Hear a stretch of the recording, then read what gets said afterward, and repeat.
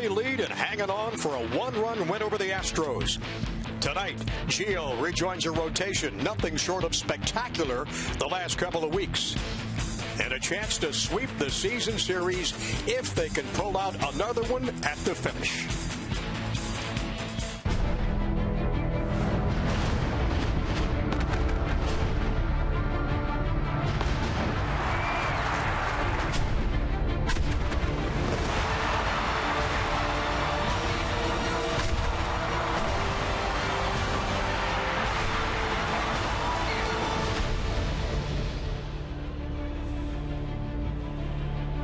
And tonight from Nationals Park, the Nationals go for a quick two-game sweep over the Astros and a season series sweep over Houston.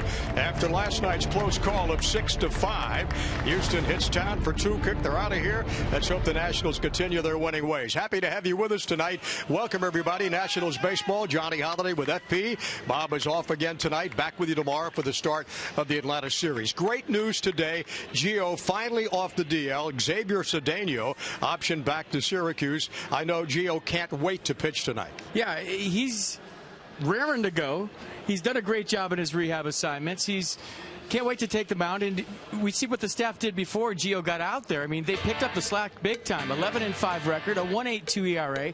Look at the opponent's average, 2.18, and the strikeouts to walk just ridiculous. So without Gio, the staff really did their job. They picked it up, but he's going to be out there again tonight. And it's interesting that Sandy Leon's catch him. Last start May 17th against the Mets. Last win April 18th against the Cards. But his best start this year was against the Phillies, where he went 7 1/3, gave up just 4 hits, 1 run, 7 strikeouts.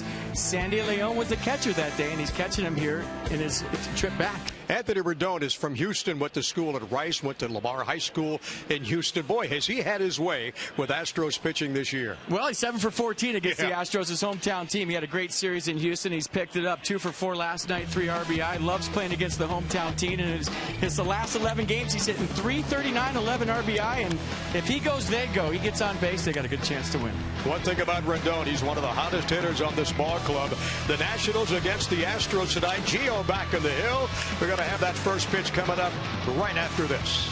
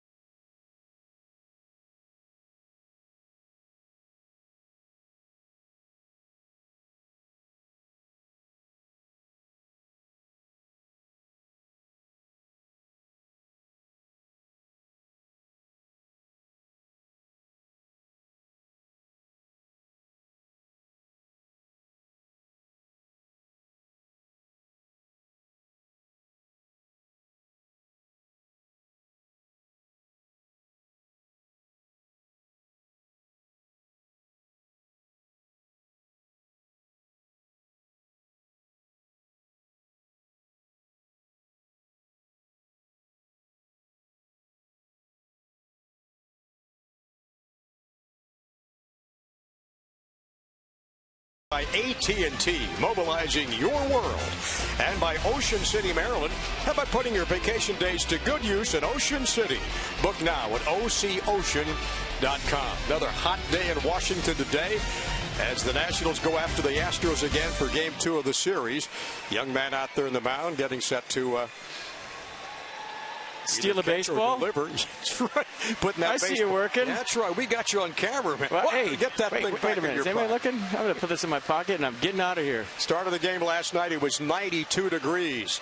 Well, tonight, the Train game time temperature is 92 again. Winds out of the right field area coming in 12 miles an hour. Feels like 96. Partly cloudy, no sign of rain in the forecast. Check out trainsearch.com to find your local Train comfort specialist dealer. It's hard to stop a Train, really, really hard. Let's take a look at the Astros starting lineup tonight. Dexter Fowler lead off in center field. Jose Altuve, got to keep him off the base. 4 base hits last night, followed by George Springer. Singleton in the cleanup spot. Matt Dominguez, the third baseman, followed by Castro, who's 27 years old today. Happy birthday, Jason. Jonathan Villar is the shortstop, and Robbie Grossman, the left fielder, and Scott Philman on the mound tonight. Welcome back, Gio Gonzalez, to the Nats rotation. Yeah, welcome back, Gio. Fastball 93. He'll 2-seam it, 4-seam it, so it'll sink and be straight. Curveball 78. Changeup at 83 miles an hour. He's been throwing it a lot this year. He tossed 4 innings of 1-run, 2-hit ball during Thursday's rehab start in A-ball Potomac. He walked 4, however, struck out 7. He helped the Peanuts clinch the first half title, so he had the ringer on the mound to get to the playoffs. So how about that? What's McCaddy looking for to get out of him tonight? Well, just strikes in controlling his emotions. Everybody knows that Gio is an excitable type, so you miss as much time as he has. Last big league start May 15th against the Mets. It's going to be tough for him to control his emotions, keep the fastball in the strike zone. But like I said in the open, Sandy Leon caught him in his best start of the year, and that was against the Phillies, where he only gave up 4 hits, 1 run, and struck out 7 in 7 1/3. I'm going to show you the rest of the defense right now behind Gio tonight. Zimmerman, Spanworth, your outfield. Desmond Rendon, left side. Espinoza LaRoche, right side. And Sandy Leon behind the plate. Yeah, the umpires work of the game tonight. Larry Vandover's got the plate. Angel Hernandez will be down at first base. Adrian Johnson at second. And Paul Nauert will be the umpire down at third base. Gio 2-0 record with a 2.45 in career against the Astros. And the Nats have won 10 of the last 11 games they played this ball club. Now, how about Jose Altuve? Set out 3 consecutive games with the bruised hand. Came back last night and absolutely dominated. 4 hits, 2 doubles, 4 for 5. Most hits in baseball. .416 batting average on the road since May the 30th. A tough out. We saw that last night when he went 4 for 5. Dexter Fowler takes the first pitch from Gonzalez at 7:07. We're underway, and it's a ball. 1 ball and no strikes. Jose Altuve will follow, and then George Springer, the right fielder for the Astros, will step in. And we hope tonight's ball game, FP, is a little quicker than last night. 3 hours and 41 minutes. Well worth it. The Nats won. Well, no place I'd rather be. I don't care how long it takes. Well, let's make this one 5 hours. All right. For a win, well, for you, because you only have to walk across the street. It's pretty simple. 2 balls and a strike to Fowler. Hitting .286 for the Astros with 23 driven in and 5 home runs. I'm sorry, go ahead. Fastball pretty good, 91 in the zone. Looked pretty good in that bullpen session on Monday, didn't he? They said they liked what they saw. Matt Williams stood down there, watched, and said he's ready. Working on the breaking ball, that good velocity. He'll take it in there. It's 3 balls, 2 strikes to the leadoff batter for Houston. They come in 32-40. 15 wins on the road and 20 losses. Manager Bo Porter spent a couple of years here. Fowler fouls it down the right field line. Fowler last night 2 for 5 with an RBI. And as Houston made a game of it late with those 4 runs in the 8th inning. Second season with the Astros. Last night, his first time back in this ballpark since Game 5 of the NLDS. Now back on the screen. Count remains full at 3-2. He said it was the lowest moment of his life, that loss to the Cardinals in the NLDS Game 5. But he's glad to be back. A lot of friends at the ballpark. A lot of friends in D.C. And the 3-2 to Fowler. And Gio lost it. So Fowler gets the free pass. Yeah, 3-2 fastball just off the plate in. And the very dangerous Jose Altuve. 4 for 5, 2 ribbies last night. 11th game with 3 or more hits in a single game. And he is something. After missing 3 games, a triumphant return to the lineup for him last night. Well, you pitch him away, he takes it to right. You try to get in on him. He's got such a short swing. He'll hit you down the corner. A couple of doubles last night, and there wasn't a cheapie in the bunch. He tapped to second base for an unassisted double play his first time up, and then it was 4 consecutive knocks, and here he goes again. Double play ball. Desmond to Espinosa. Around the horn. That's it. 2 quick outs as the Nationals pull off their easy double play from Desi to Espinosa to LaRoche. And Jose Altuve, known to be going after that first pitch, retired. Well, Ian Desmond's been playing great defense lately. Last year, after a tough April, he went 59 games without an error, settled down, and he's on his way again this year. The defense has been solid after a rough April. Made a couple nifty plays last night. One backhand play going in the hole, showing off the hose, and then a heads-up play in the ninth to get the lead out. And Springer will sky it deep to right field on the warning track. Work is there. Ducks out of the way, and Span will take it. And the Astros retired. We head to the bottom of the first. No score in Washington.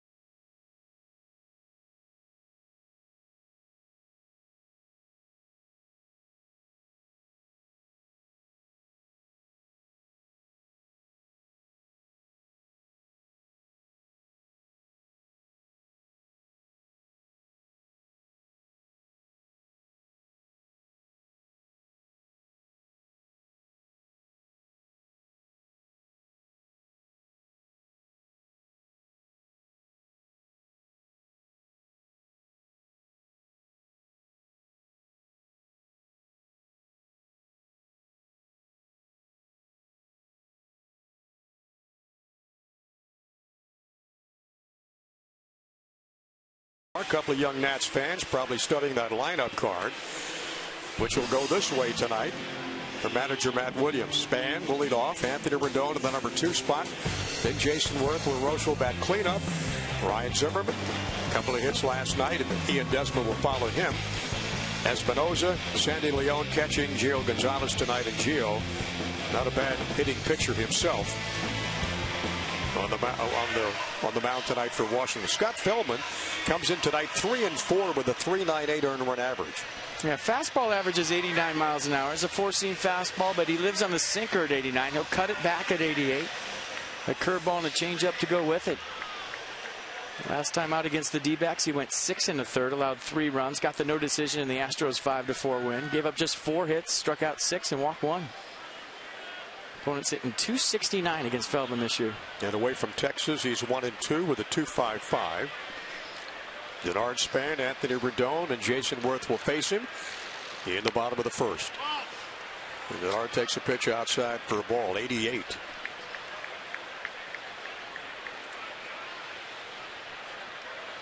Faced the Nationals last year with the Cubs. No decision on May 12th. Gave up a run, struck out 6, and went 6 innings. Inside corner for a strike, 87. You see the natural cut on the fastball. Last night, Denard Span got the party started, breaking up an 0 for 18 with a chopper off the plate against Dallas Keuchel. A couple of knocks. Span at .265 with a home run and 14 driven in. And he has stole 10 of 12 bases he's attempted to steal. Leads the club in that category. And Count goes to 2-1 to the National center fielder. Washington now 36-33, and at home they're 20-15. And leaders of the National League East again. Up on the Braves, and it's 3-1.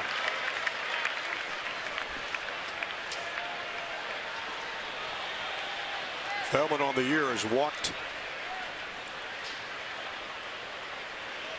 16, struck out 33. That'll make it 17. Oh, there's the NL East standings. Braves lost today. They got swept by the Phillies at home. They're probably either on their way to D.C. or already in their hotel rooms. The Marlins lost today to the Cubs, and the Nats are all alone in first place by a game. It's important for them tonight. They got a couple of big series coming up. Everybody talk about the Braves series, but they go to Milwaukee after that. Milwaukee, one of the better teams in the National League. So, you know, the Astros played them tough last night. They're tough in and of themselves. And then the Braves come into town for 4, and then you go to Milwaukee. Milwaukee 3.5 up in the Central at 43. Span is going. And the throw at second base is got him on the shoulder going by. I think Matt Williams will come out and question that. Probably turn Adrian Johnson around, look at Randy Knorr on the bench as the clubhouse looks at the replay. From way up here where we sit, he looks safe, but we'll all check it out together. Throw was not on target. A heck of a catch by Altuve to get the tag on him. See if the tag got Denard before his foot got there. I don't think so. Very close. It's got to be definitive, as we found out early in the season. Great camera work by our Masson crew. Yeah, it's hard to tell. From that angle, yeah. Interesting. Denard Span walked back to the dugout. Now he's going back to first. He's kind of caught in no man's land with the replay. And what do you do as a player? It's all uncharted waters for everybody. Do you stay on the base and say, yeah, it was safe? If you're not sure, do you walk back to the dugout? He got almost to first base, turned around and said, well, I better go back to second. I mean, it's new for everybody, right? He will go out and discuss with Altuve about his hot hitting probably as the umpires get the word from up in New York.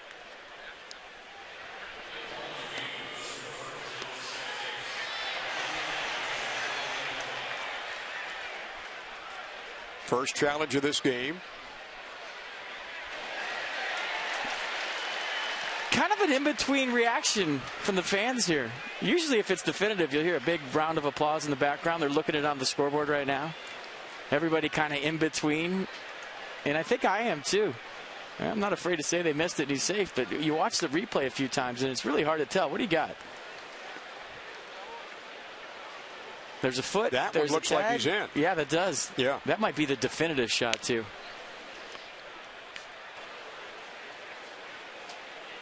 Let's hope New York looks at the first one. I mean, you really got to slow it down to see where his foot is in relationship to the tag, because it's hard to watch both, right? Foot, I say tag. he's in.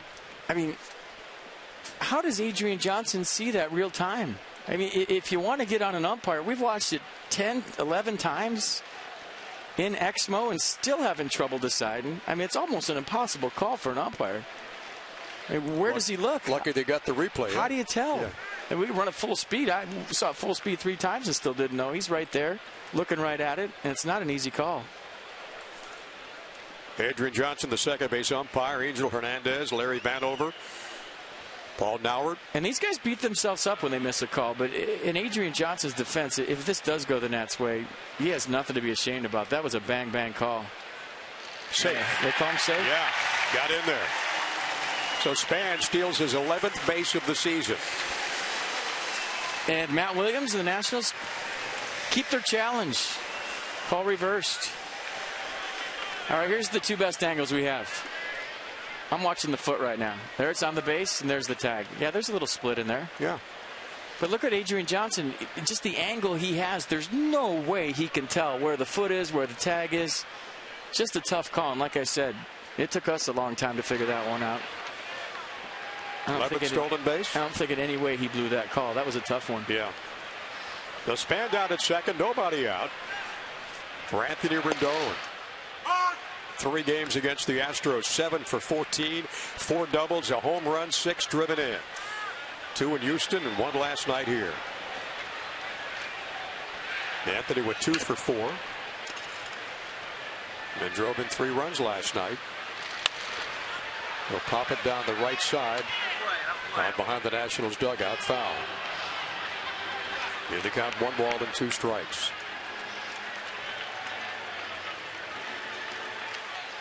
Feldman pulled his last road start June 7th.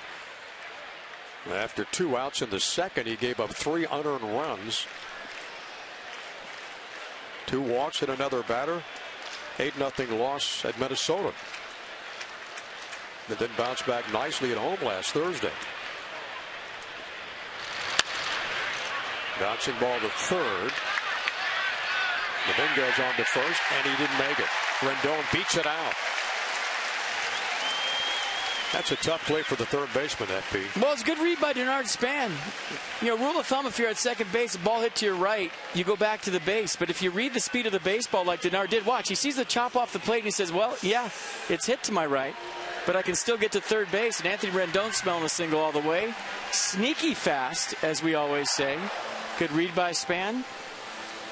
And Dominguez couldn't get Anthony Rendon, and there goes the no-hitter. Infield knock style for Anthony Rendon. Rendon at first and Span at third, and still nobody out for Jason Worth, who brings a .284 batting average to the plate. 33 driven in and 6 home runs for Jason. Hitless last night, but a walk and a run scored. Rendon with a huge lead.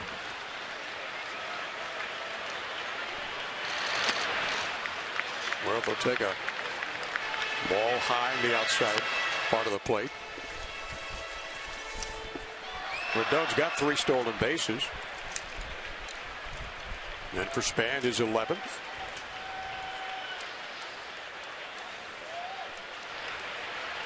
Pretty good crowd for Wednesday night, isn't it? Yeah. They'll toss back to keep Rendon close at first. Should be some pretty good crowds this weekend. I'd imagine some pretty loud crowds this weekend. You're not kidding.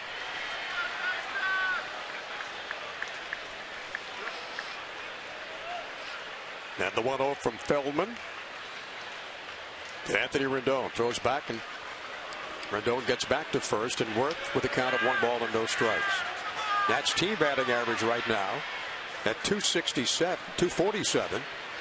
And the Astros hitting as a team .240.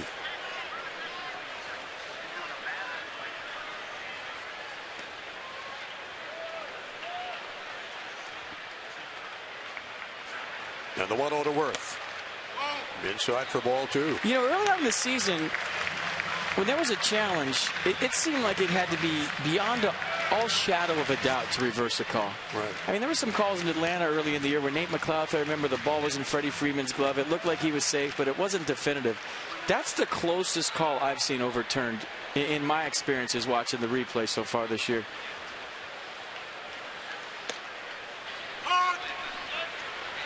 I mean, this is bang bang all the way, and this is the angle they chose in New York. This was the so-called definitive angle. You see that and ball? even that's close right there. The ball almost got through Jose Altuve's web. I'm finally seeing it on the 46th replay.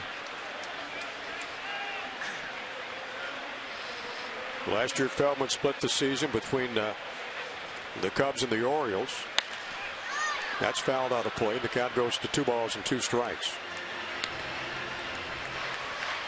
So the defense for Houston tonight behind Scott Feldman. Grossman, Fowler, Springer, your outfield. Villar, Dominguez left side. Altuve, Singleton right side. And Jason Castro behind the dish. Scott Feldman pretty impressive last year. Opponents only able to hit .234 off of him. This year they're hitting .269. Rendon gets second. Worth strikes out. You got runners at second and third with 1 away.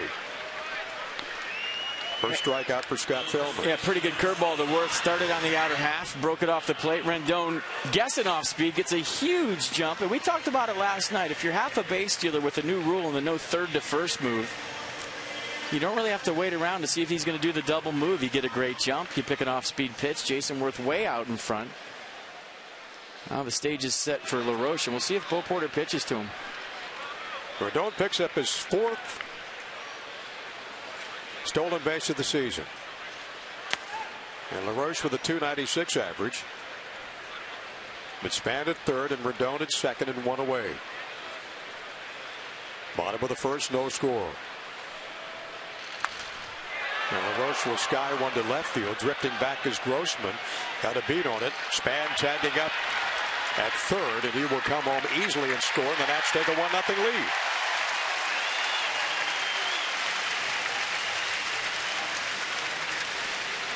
Sac fly, nicely done. Just watching batting practice today. Probably the hottest day of the year here. The heat index 97 degrees. And the ball flying all over this ballpark. And we talk about it. In my opinion, no park in baseball plays bigger when it's cold, and no park in baseball plays smaller when it's hot. And LaRoche just got the barrel of the baseball. It carried far enough to put the Nats up by 1. RBI number 35 for LaRoche. That's one base hit here in the bottom of the first, but taking advantage of the walk. A couple of stolen bases. Ryan Zimmerman had a good night last night, too. Zim's average creeping up to .264 with 13 driven in, couple of home runs. Yeah, double to left center, first time up, RBI. Double to right center, second time up, RBI. 2 for 4. And scored a run as well. 1 ball, no strikes to Zimmerman, 2 down. And it's 2-0. That looked like a little backup cutter / slider thing. That's not where he wanted to throw it. Bellman's given up 6 home runs this year. And opponent's hitting .269 off of him. Behind in the count, 3 balls and no strikes. His 12th start of the season. I'd say green light, but I don't remember Ryan Zimmerman ever swinging on 3-0. Nor do I.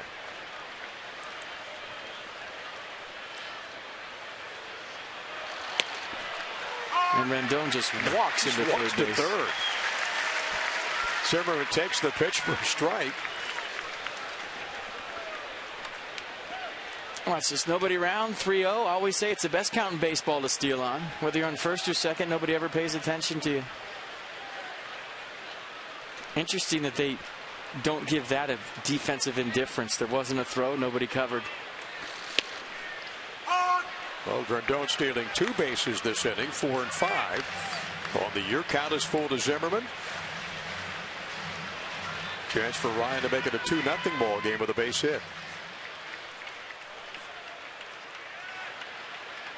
When the count is full, you see his numbers. Like to make this 5 RBIs with a count 3-2. Missed outside, and Bellman with his second walk of the inning. That was not an easy take for Ryan Zimmerman. That pitch looked like a strike all the way. He saw it low. And I thought the Nats did a nice job last night off Dallas Keuchel of elevating his fastball. A guy that leads the world in ground balls. They got him up and did some damage. Go deep inside the numbers with Scott Feldman. First 3 starts. Everything looking good. Last 8, excuse me. Not quite as good. So Feldman faces now Ian Desmond. Desmond 2 triples, 8 doubles this year. Leads the ball club in RBIs with 43 and home runs with 13.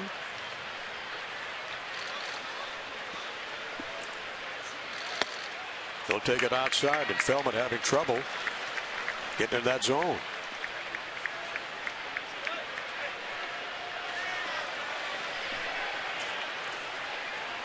Scott, 31 years of age, from Hawaii. 6'7", 230. There's the Zimmer mitt. Puts it on his hand now to protect his thumb that he broke in Atlanta. And he can also bake a cake with that. Take out some cupcakes, cookies, whatever. He doesn't have to ever worry about burning his hand while he's playing baseball. First time this year the Nationals have stolen 3 bases in 1 inning. 1 game. Rendon is at third. Zimmerman at first.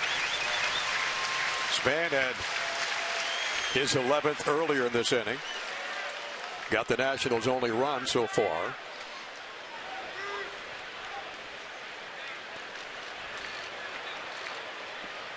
And the 1-0 to Ian Desmond.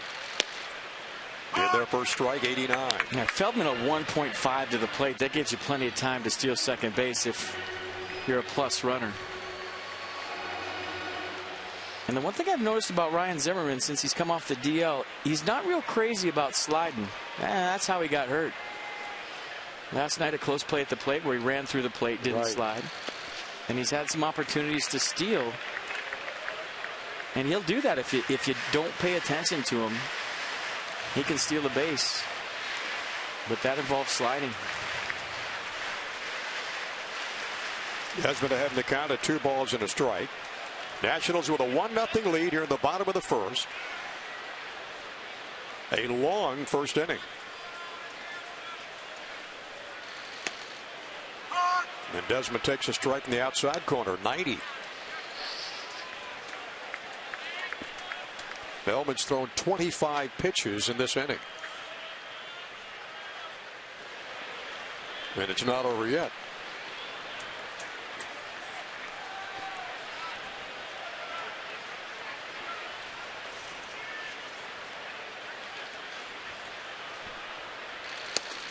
Desi check swing, but he went through. And Feldman records his second strikeout. We head to the top of the second at Nationals Park with the Nationals leading it 1-0.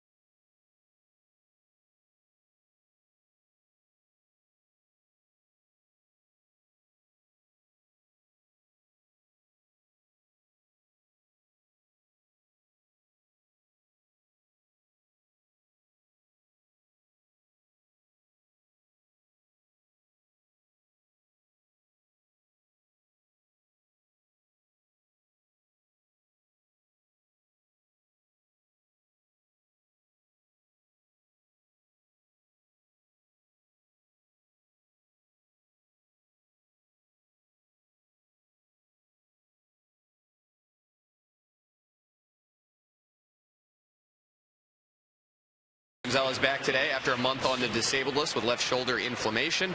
Matt Williams was asked earlier today what he wanted to see from Gonzalez early on that would indicate that his left-hander is back on track after a lengthy stint on the DL. He said he wants to see Gonzalez keep the ball down in the zone as well as finish his pitches and get it to his glove side. That's inside to right-handed hitters and away from lefties.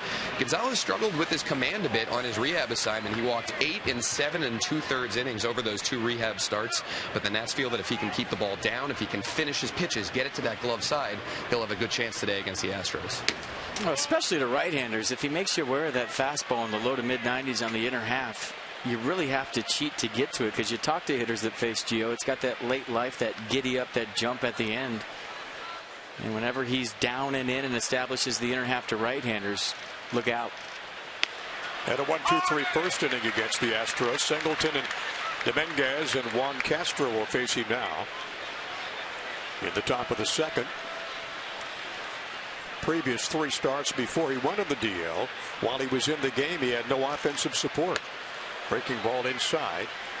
And it's 2 balls and a strike. But what a big addition he's been, FP, to this ball club.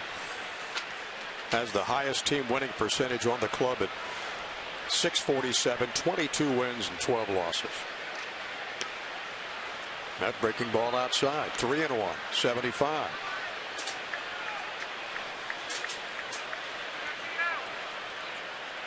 Well, the off-speed stuff's all about feel, and you would think when you've missed as much time as Gio, it's going to take him a minute to figure out the curveball changeup combo and maybe even the fastball. And Gio gives up his second walk. He walked Fowler in the first. Now he walked Singleton to lead off the second. Fowler erased in a double play.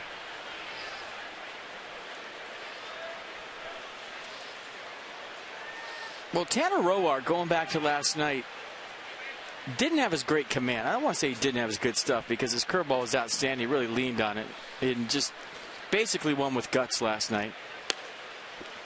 Really battled, didn't he? But the one thing he did great is the shutdown inning. The Nats would score 2 and he'd go out 1-2-3. The Nats would score another 2 runs in the third inning. He went out 1-2-3. And that's what Gio Gonzalez is trying to do right here after the Nats put up a candlestick in the bottom of the first. And the Astros third baseman, a double, a run scored, RBI last night with 2 for 5. Driven in runs for Houston. RBI 5 of the last 8 games. And behind the count, no balls and 2 strikes. Took a little something off that one, and he's gone. And Gio gets his first strikeout of the night. A nice changeup right there, Dominguez for strike 3. This is a guy that's got pull side pop. He's as quick as anybody on the inner half. And Gio Gonzalez, look at the pitch track. Everything away. And a 1-2-3, get your glove. That's that Nissan pitch track. Great camera work. Dominguez retired. Juan Castro, the Astros catcher, will step in, hitting from the left side. 27th birthday is today. 1 for 4 last night. Hitting .223. And he's got Singleton down at first.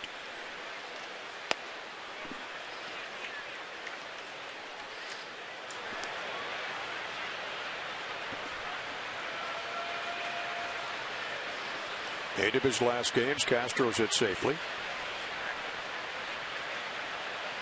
Had some success throwing out 11 runners attempting to steal, but not tonight. I tell you what, it's been a game and some change, but talk about John Singleton and his knowledge of the strike zone. Very impressive in the at-bats I've seen him so far. Not afraid to go deep into counts, not afraid to take his walks. Definitely not afraid to hit with 2 strikes. And he took some hacks last night that made you flinch. He does not get cheated.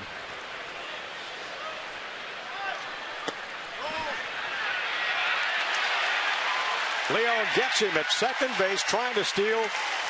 Singleton is out. What a nice rifle throw by Sandy Leon. Well, got rid of it quick, and it's something he worked on in the offseason. His catching and throwing skills, and he's improved immensely. And watch this. Pretty good jump by Singleton, but not a good pitch to handle. Leon gets rid of it quick. Good tag by Ian Desmond. And there was no argument from Singleton, and Desmond threw it around quickly, but what a throw by Sandy Leon. Third runner he's thrown out this season. Great footwork, got rid of it quick. Just get it in the air, and look at Desmond coming way from the left field side just to tag him on the thigh before the foot hits the base. And that takes the Astro off the bases. 2 balls, 2 strikes, and 2 out. And the side retired. So Gio Gonzalez off to a good start tonight. He's faced 6 batters, and the Nats have down a 1-0 lead. We head to the bottom of the second.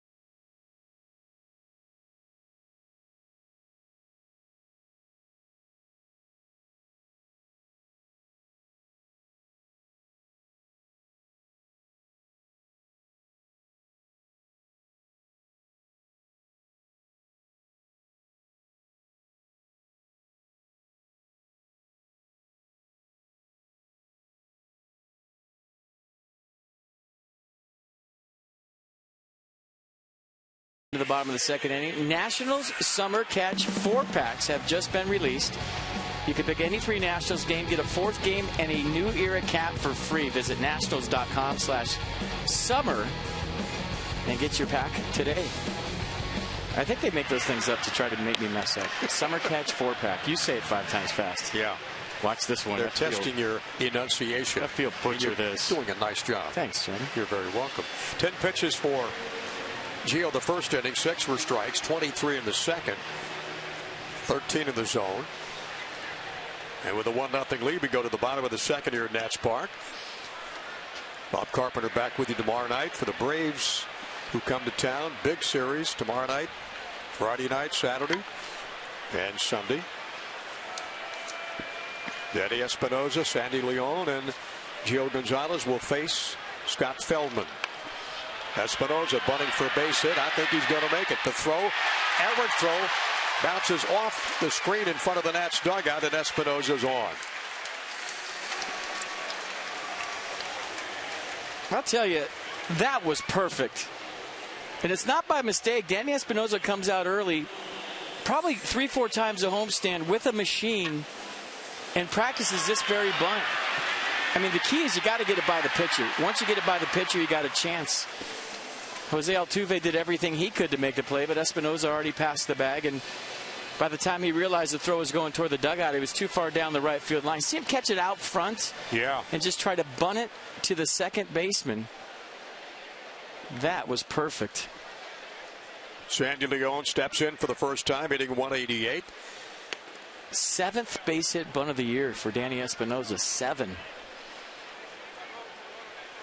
Brett Butler would have been proud of that one. I'm sure he would have. Leon, the switch hitting catcher. 238 from the right side, 148 from the left side.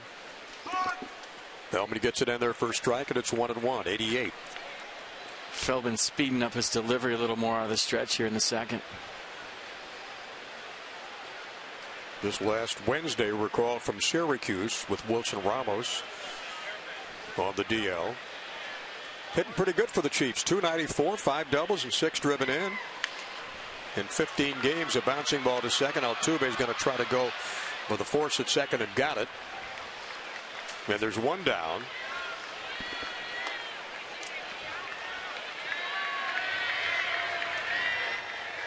It's a good play by Altuve to get the lead run. Good change of runners for the Astros. Although, and I'm not going to say for a catcher, Sandy Leon runs well.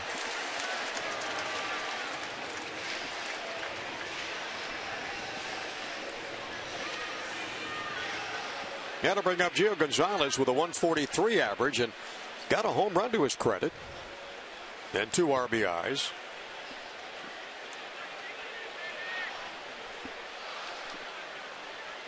And then Gio on the season is 2 for 14.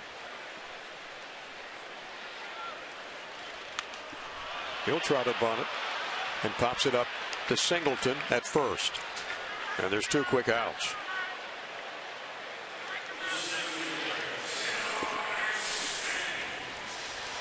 And take a look at the PNC minor league report. PNC Bank for the achiever in you.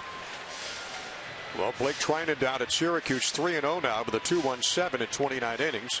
Has not given up a home run, only walked 6 and struck out 23. And in 8 games with the Nationals, came very close to winning a couple of those games, but unfortunately 0-3. He pitched well enough to win a bunch. He'll be back. I was just going to say that he'll be back sometime this year. He's going to be a good major league pitcher for a long time. 96 to 98 with Sink plays anywhere, anytime. Spanish scored the only run of the ball game in the first inning when he walked and came around. Hitting 265. With 2 down and Sandy Leon at first base.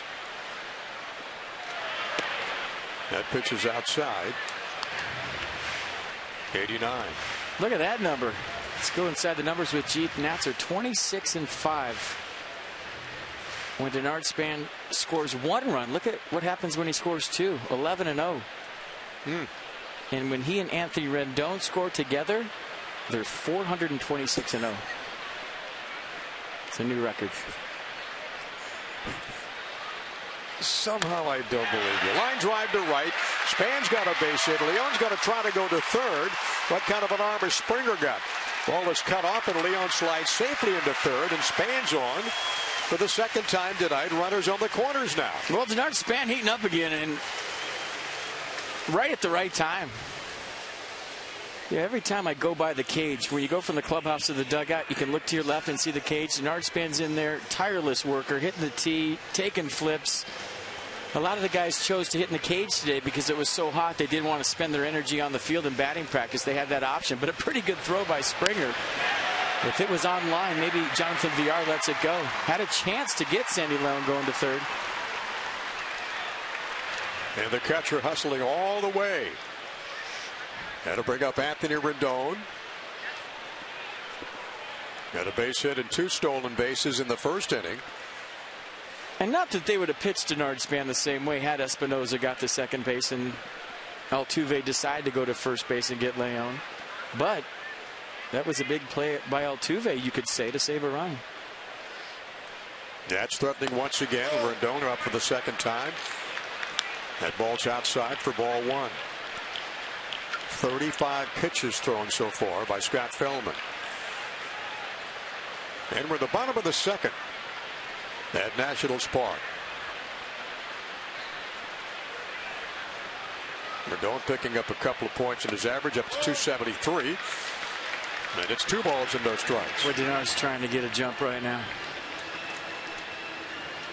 It'll be interesting to see if Bo Porter decides to throw through. You saw Jason Castro come out and go through a set of signs. That was the first and third defenses that he was given to his infield. You know, regular, you'll throw through and try to get the out before the run scores from third. Some teams will have their middle infielders cheat up on a throw to try to come back to home plate and get the guy at third. Another play is you just fake pump and go to third, or sometimes you just eat it and don't throw at all. And Feldman with the check of the runner. Span at first base. Leon down at third. That pitch in there in the inside corner for a strike. And the count is 2-1. Rendon from Houston went to Lamar High School, Rice University. Had a big Anthony Rendon day a couple of years ago for him down there. What a terrific kid. Outside corner for strike 2. That's just a good pitch by Feldman. You're ahead in the count as a hitter, 2-1. You're looking for a mistake. You're looking for something right out over the plate. A little run back fastball just cut the corner, and you really don't want to offer at that. You just got to tip your cap and now battle with 2. That was a good pitch. On the Mercedes-Benz pitch track. A lot of 2s in the board now. 2-2 with 2 out. And a chance to pad this 1-0 lead with Leon at third. And Span at first. Span is going. They'll throw to second, and he's safe at second. Second stolen base of the night for Denard Span. And number 12 on the season.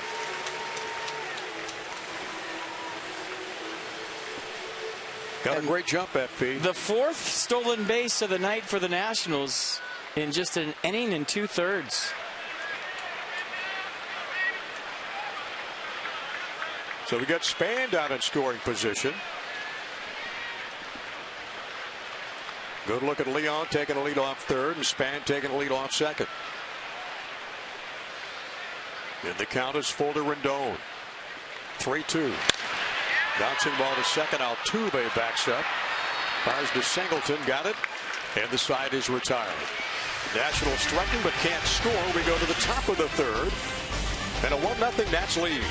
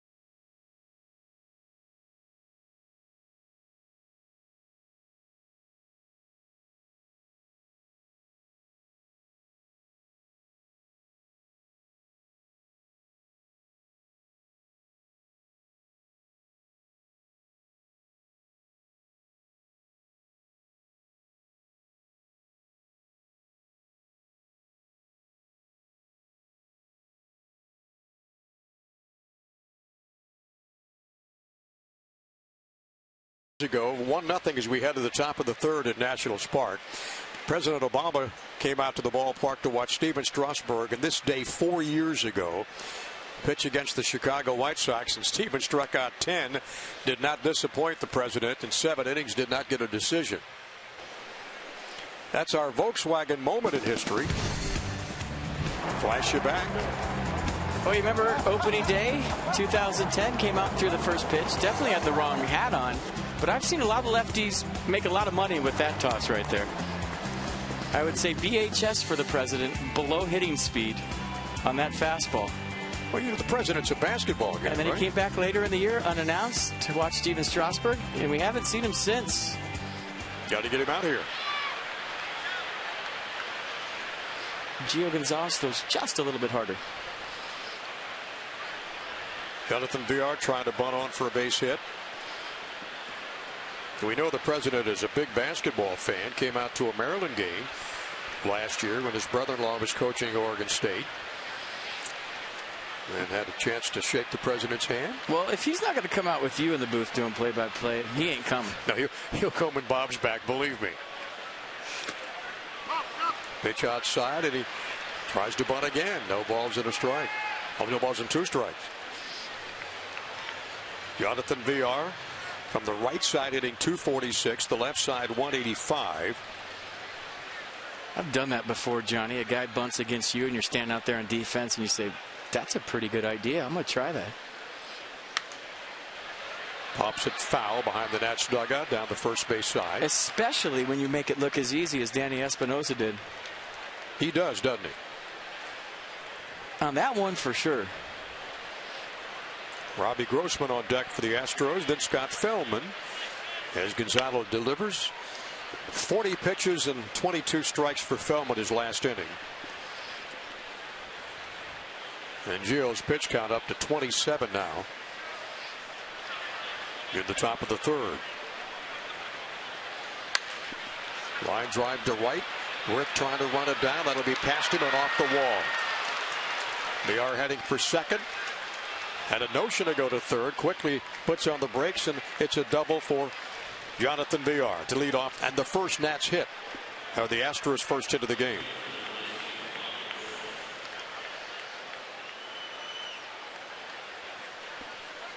Yeah, 9th double of the year for Villar, and this might give you an idea about how the ball's carrying. I mean, a nice stroke on the barrel, but look how far this goes. Almost to the warning track, and he was thinking about 3, and I was kind of hoping he'd go. I wanted to see Danny Espinosa throw that. Probably knows that Danny's got a pretty good arm. Robbie Grossman facing Gonzalez for the first time, swings and fouls it back on the screen. Well, the guy that knows that Danny Espinosa has a good arm, besides VR, is Pat Listash, the third base coach. Yes. He had both arms in the air, saying, whoa. Grossman hitless last night. A call from AAA Oklahoma City on May 26th. Gio with a pickoff play at second, and getting back, barely getting back, is VR. Well, he was rolling. He was timing up Gio Gonzalez. He took a jab step to third base, and Desmond went in behind him. Watch the inside move by Gio, but watch VR in the background. He's going. Whoa. And then he does the inside move. Desmond sneaks behind him. And he just gets back. They almost got him. Now the 0-1 pitch to Robbie Grossman. Well, just the inside move by Gio Gonzalez will slow down a base stealer.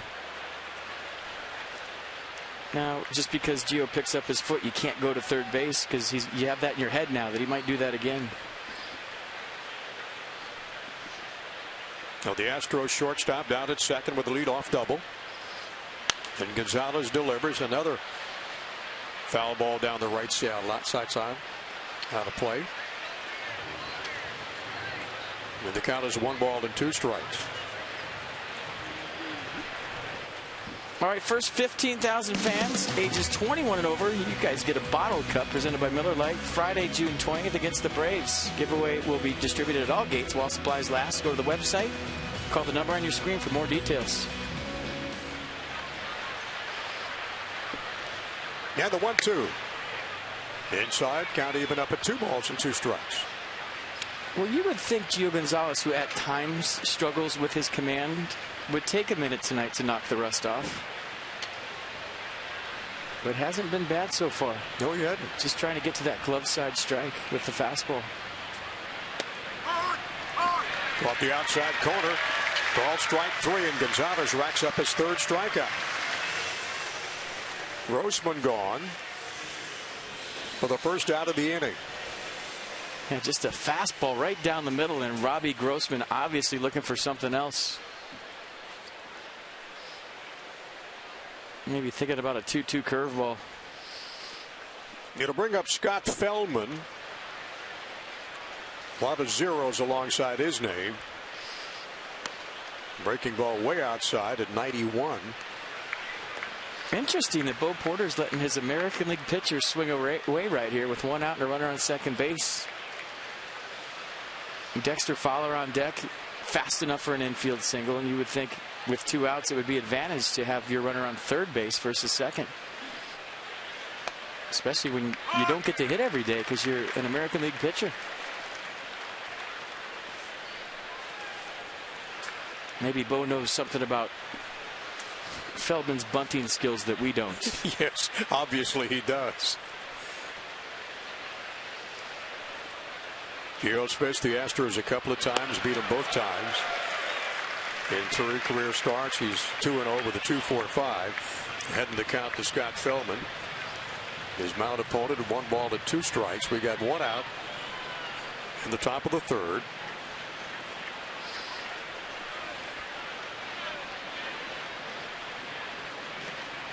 Good block. Nice check swing by Feldman. And the count's even at 2 balls, 2 strikes.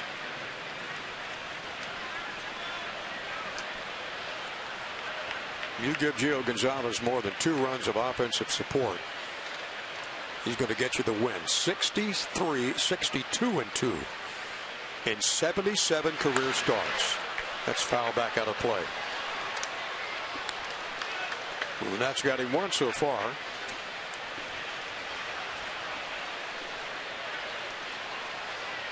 Has not pitched since May 17th against the Mets.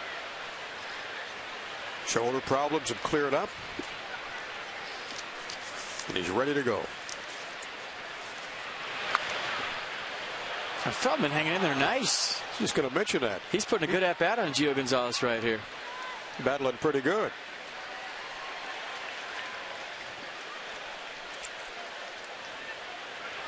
I think one more Uncle Charlie might do it here. Meaning a curveball. There it is. You knew that, didn't you? And Feldman strikes out. Gio's 4th of the game.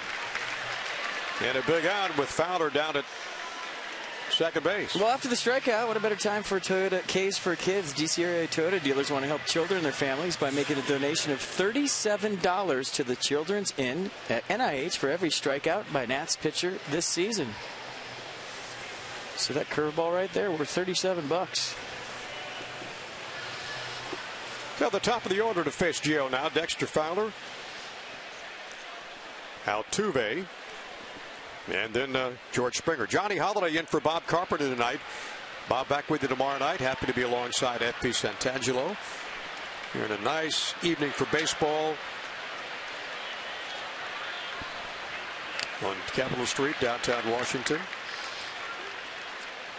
And quickly Gonzalez gets ahead of Fowler, who walked in the first inning. Switch hitter hitting .348 from the right side.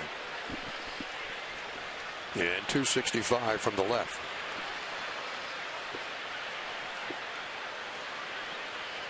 And the center fielder hitting .286, and off with a pitch went VR.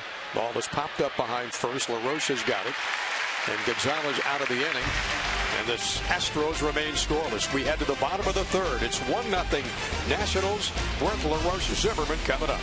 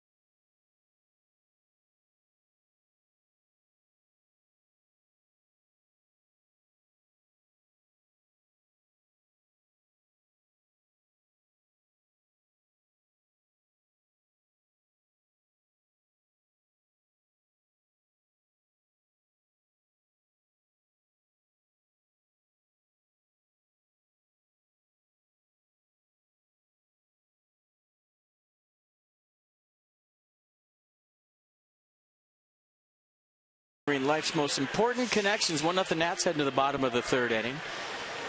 A lot of running going on here on a very warm night at Nats Park. Denard Span started it with a walk, then he stole second base. It was a reviewable play. They would look at it. Denard Span ruled safe. Then Anthony Rendon steals second base. So that's the second stolen base. Rendon would steal third. That's the third stolen base. And there's number 4 for Denard Span. And how about the Nats controlling the running game? Sandy Leon got a tough pitch to handle, got rid of it quick. And that got John Singleton at second base for the second out of the second inning. So 4 stolen bases for the Nats. That's the most since last September. Really? They also stole 4 bases. I mean, Jason Castro workout tonight behind the plate. And thus far, he's not having a lot of success in throwing out Nats runners. 13 for 16 off Scott Feldman. Wow. Hadn't picked off a runner yet. Jason Worth will lead off the third against Feldman. Then Adam LaRoche and Ryan Zimmerman. Nats have 3 hits. The Astros 1. They got the first one the last inning on that base hit. First of the game for VR.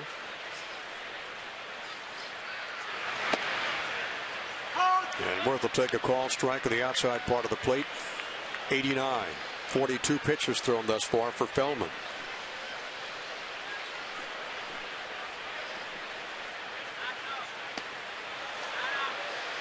And Jason way out front of that one. No ball, 1 ball and 2 strikes. That's a pitch he struck out on first time up. That curveball down away.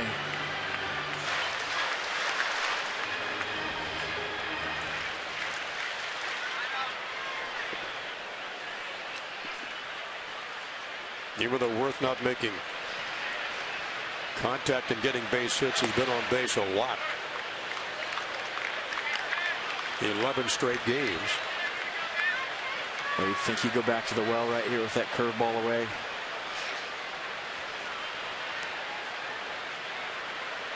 And the 2-2. Outside and away. And again, it count is pulled again. Tried to, but it never was a strike. That's an easy take for Worth. It never started in the strike zone. He recognized the rotation and spit on it.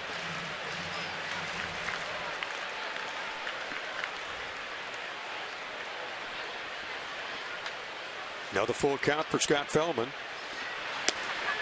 And Worth will take ball 4. And Feldman issues his 3rd walk of the night. That'll bring up Adam LaRoche for the 2nd time. Sacrifice fly in the 1st inning. That's great. I got the folks at home, Johnny, playing along with me on Twitter. They just tweeted me that the Nats are 196-0 when Denard Span steals 2 bases. See, I got them thinking right. You got them right. They like making up stats. They love it. They love it. That.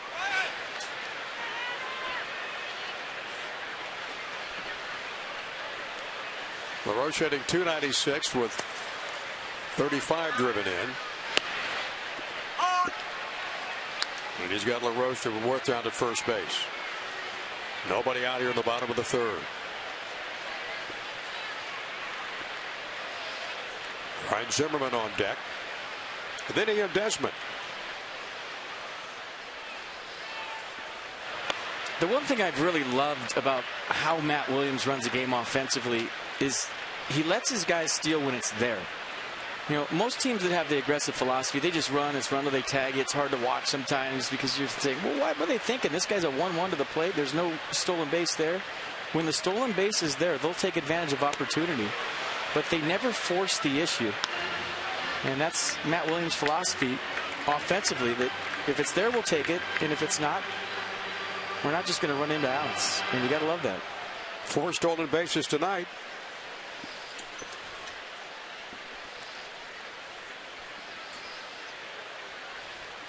And LaRoche behind in the count, 1-2. We're at the lead off first.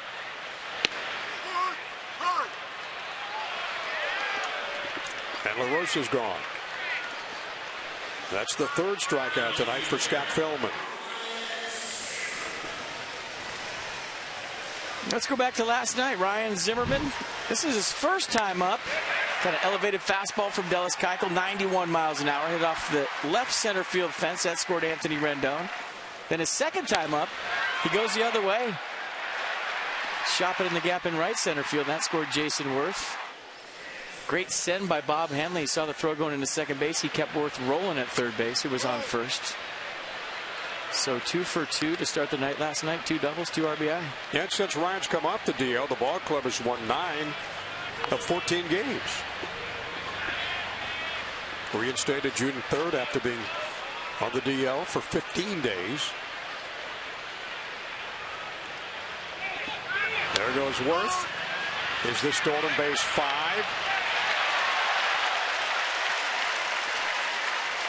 How about that, FP? Well, I don't know if he made it or it was the tricky slide with his feet. It's tough to tell. And I don't know if Altuve stuck the glove down and Jason Worth gave him the 1 foot, 2 foot deal. Let's check it out. It looked like he slid short to me initially. Altuve misses the tag. Look at, he's still not there.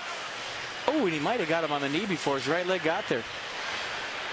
Great camera work. Watch this again. Hard to tell from that angle. First angle was outstanding. Does he get him on the thigh before his right foot gets in there? Can't really tell from there, but what an athletic play by Jason Worth. That'll be 5 stolen bases off Feldman tonight. And Jason's got his 5th of the year.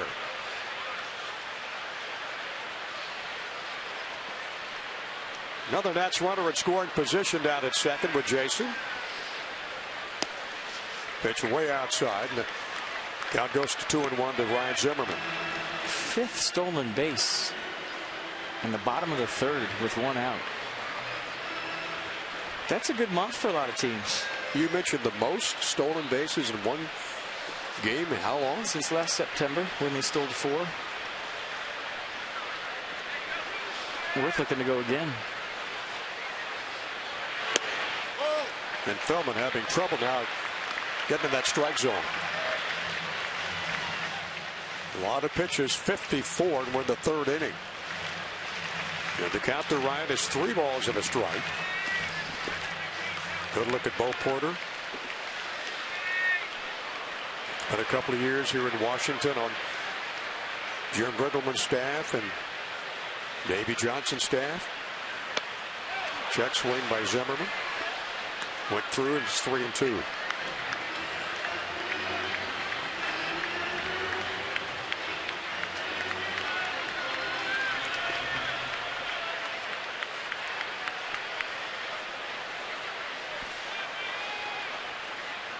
Now 3 balls and 2 strikes and 1 down.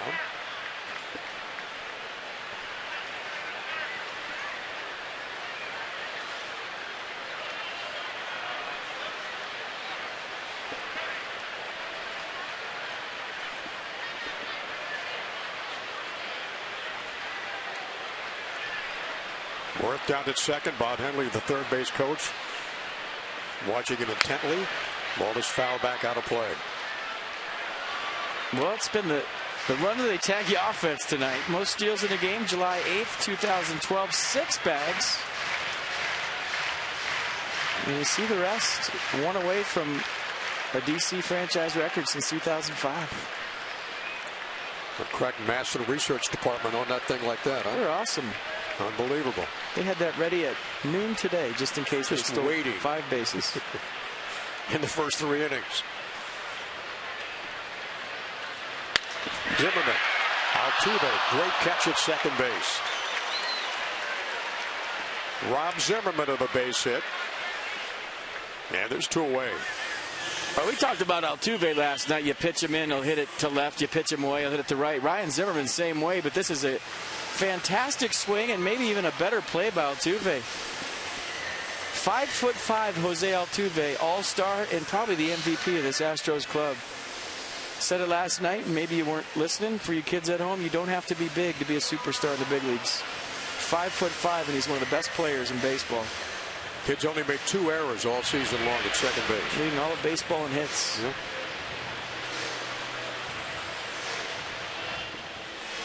Now with 2 away, and Worth still down there at second base. 1-0 Nationals lead.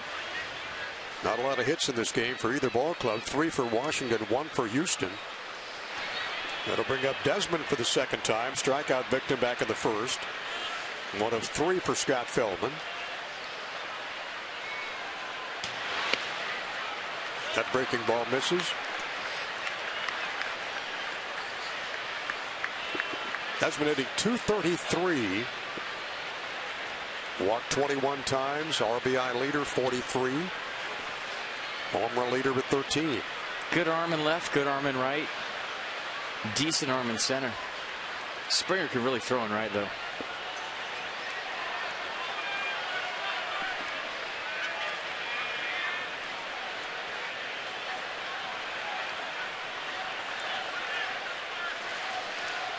Nationals trying to make it 7 of their last 8 in the win column at home. And sweep this season series from Houston. That pitch in for a strike.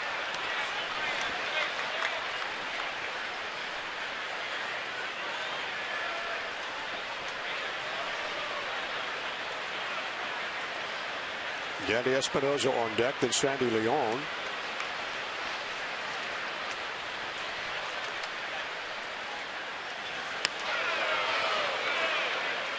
Ian Desmond frustrated that he didn't let it hit him.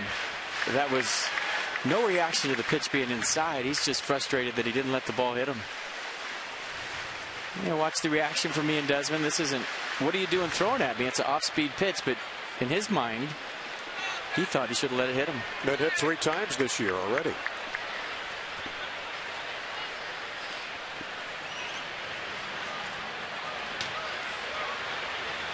And the 2-1 from Scott Feldman.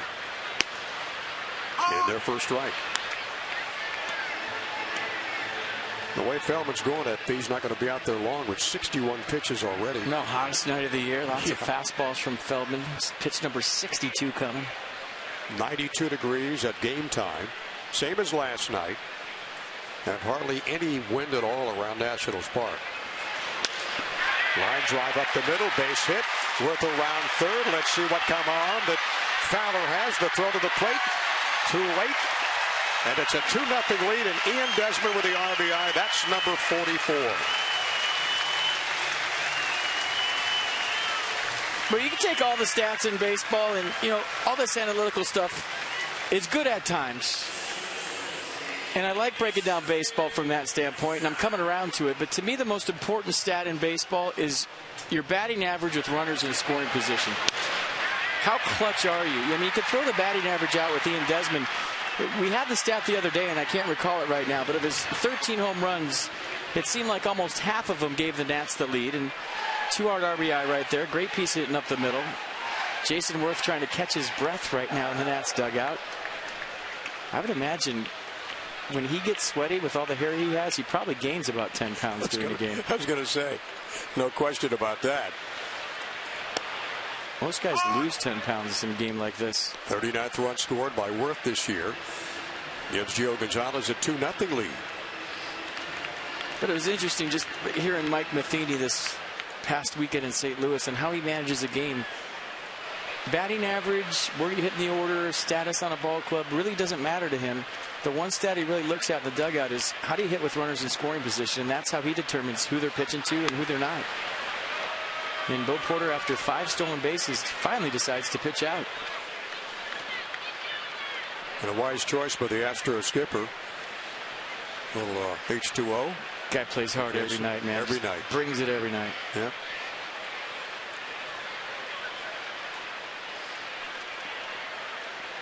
Worth the RBI, the toss back to first. Desmond back in time. Nationals' 4th hit of the night.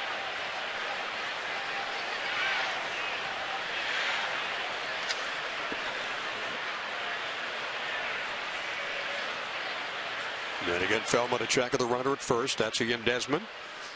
After his 44th run driven in. Espinosa goes opposite field and just barely in the stands, foul, then bounces back out. Danny from the left side hitting 199. Much better from the right side at 276.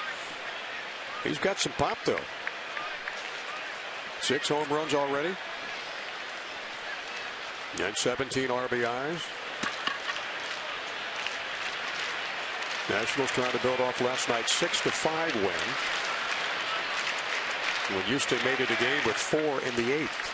That was a 6-5 come from a headwind. That's right.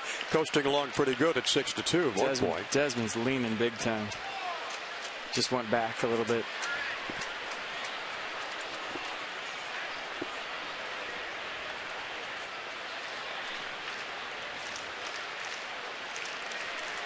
That's want to see if they get to that 2012 stolen base record.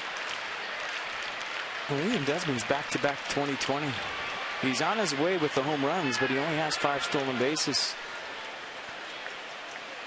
So he's got 7 home runs to go and 15 stolen bases to go, and that's my University of Miami math at its best. And your education down there as well. Absolutely. Yeah, first class all the way. There's the pitch inside. Got a friend of mine in town for the week from Miami, Florida. Remembers you playing for the Hurricanes down there. Well, that's a good memory. Wanted to meet you in person, but I said it cost him. Big fan of yours when you were in school down there. You had some good teams too, didn't you? But we went to Omaha. Yeah. There goes Desmond. Nice grab at first base by Singleton, the unassisted putout. And the inning is over. We go to the top of the 4th at Nationals Park. The Nats have got a 2-0 lead on Tuve and Springer, and Singleton next to face Gio Gonzalez.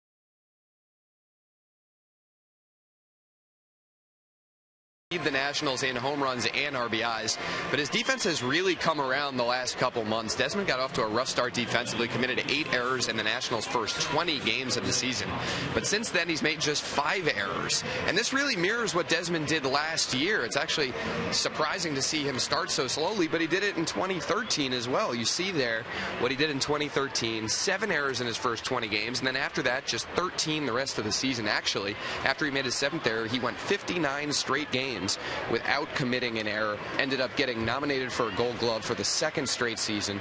So while Desmond seems to have problems defensively early on the first few weeks of the season, he has a history of putting it together after that and going on a roll. Thank you very much, Dan. We go to the top of the 4th inning at Nationals Park, and Gio Gonzalez working in a 2-0 lead, and a neat little one-hitter in his return off the DL. Well, somebody needs to tell Ian Desmond that opening day is in May next year and just trick him into thinking the first month of the season is May. I just think he's a rhythm guy. He gets into the flow of a season. He gets into the rhythm of the everyday part of baseball, and it takes him a minute. Early on in the season, you're trying to find your way. It's a new season. A lot of times you want to have that I'm going to get out of the gate attitude and hit 400 in the month of April and make the all-star team the first week. And it's usually the guys that care about winning the most that go through that. And it takes them a minute to settle down, get into the flow, get into the routine, to where it just becomes a baseball game. And it's the everyday part of it. We've seen it now for 3 years. I think if you go back to 2012, it's the same. Altuve with a pop behind third. Rendon can't get to it. Neither can Zimmerman. Was he like that with the Oakland A's too, FP? With Oakland? Asking about Gio Gonzalez. Yeah. When Joe was with Oakland, he won 15 games, 16 games. And with the Nationals, a couple of years ago, had that 21-win season. But there's a lot of guys in this ball club. Outside of Desmond, Espinosa gets in a streak. Worth gets in a streak. Zimmerman certainly gets in a streak. But you having played at this level, I mean, it's got to be difficult to maintain that over an extended period of time. Well, in my opinion, the one thing that separates major leaguers from minor leaguers is consistency. Right. You can go down to the minor leagues on a given day and watch anybody play and say, he's ready, call him up. This guy's a big leaguer. But what you learn how to do at the highest level is to do it every single day at the highest level. Now, Tuber, that'll be foul. Leon will let it go. And that's kind of a learned characteristic that as you play all these games in the minor leagues and you develop as a player, you learn how to do it not just 3 days out of 7, not just 4 days out of 7, but 7 days out of 7 to bring your A game. And that's the part of the developmental process, and most major leaguers have that. You'll always have streaky hitters. If that's the characteristic you have as an offensive player, the Nats have some of those guys. When they're hot, they're the best hitters in baseball, and when they're not, well, they're just not. Is it mostly a mental thing? You just don't want them all on the same hot streak and the same cold streak. Exactly. You hope you can break that up a little bit, and that's, how you remain consistent as a ball club. Kind of what happened in San Francisco, wasn't it? Last game against the Padres and the Giants. Is it mental, though? Mentally tough to do that? It is. There's a challenge to be up for every game for 6 months, every single day. But you learn how to do it, and that's just how it is. And one of the toughest outs in this ball club, Altuve, battling Gonzalez. He has the count full at 3 balls, 2 strikes. Altuve with a .325 batting average. Nats have stolen a lot in this game, stolen bases. Altuve's got 24 for the year. And that a dude with a little souvenir. And Jose Altuve putting some kind of at-bat on Gio Gonzalez right now. The 11th pitch coming. Inside, gets a walk. And the third issued by Gonzalez in this game.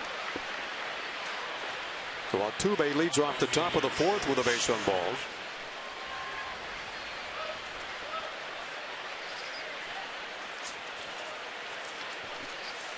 It's about right. 65% fastball coming into tonight. 19th walk Altuve's received this year, and Gonzalez going to keep him close because he knows he could go. Only been caught stealing 3 times.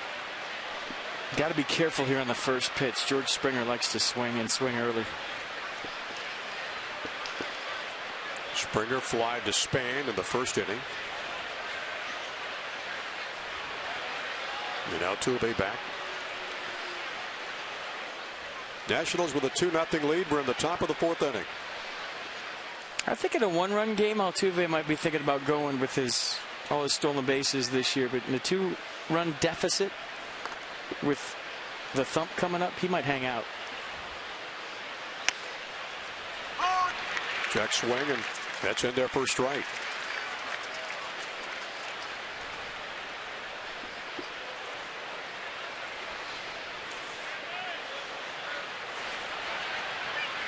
Springer with a .250 batting average, .249 now after that first inning fly ball to Span.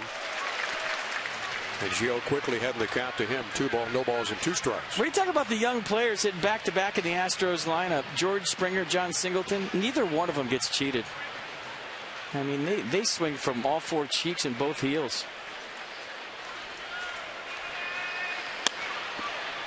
Leon poised to try to throw to first base. 1 ball and 2 strikes to the Astros right fielder, George Springer. RBI leader for the Astros with 36.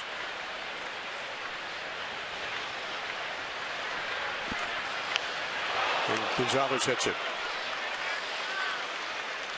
Well, this is where you generally see Adam LaRoche come to the mound, Ian Desmond come to the mound. They know that something is like that can really rattle Gio Gonzalez.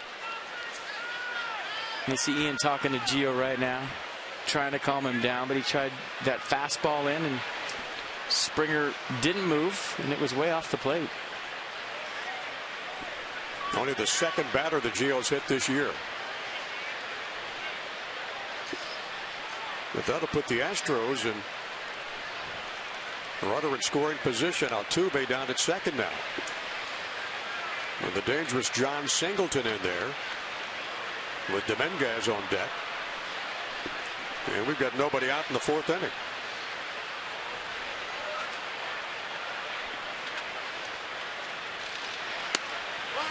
Well, a nice breaking ball, but it's high.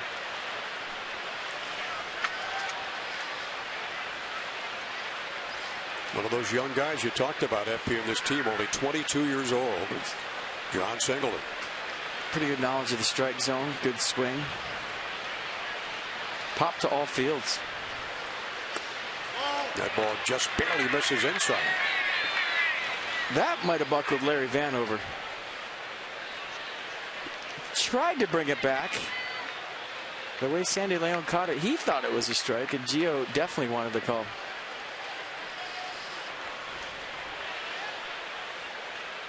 When Singleton recalled, he led the Pacific Coast League about 3 different categories. That's in their first strike. That's a huge pitch. I mean, you go 3-0 right there after you've hit a guy and walked a guy. Now you got a strike. It allows you to relax a little bit, get back in the strike zone. But there's a dangerous hitter up.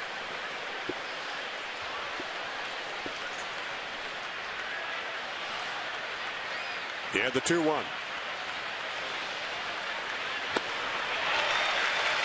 91. Well, that was a good fastball down the zone, turned it over. Pretty good sink on this 2-seamer. Watch the late movement. Looks like a strike, looks like a strike, go to swing, drops out of the zone. So far in this 2-game series, 1 hit and 1 walk. The hit came last night. The walk came in the second tonight. And the count even at 2-2. Bouncing ball past Espinosa. Altuve had to wait at second to see if Danny was going to catch that ball. And the bases are loaded with nobody out.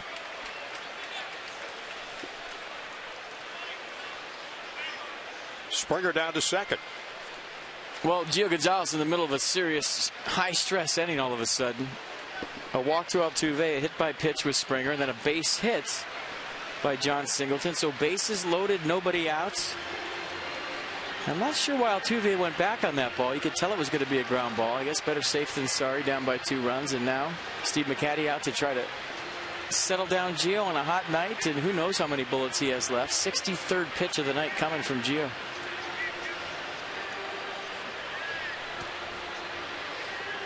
Let's go down to Dan for a moment and take a listen to the pitch count, that he's got some numbers for you.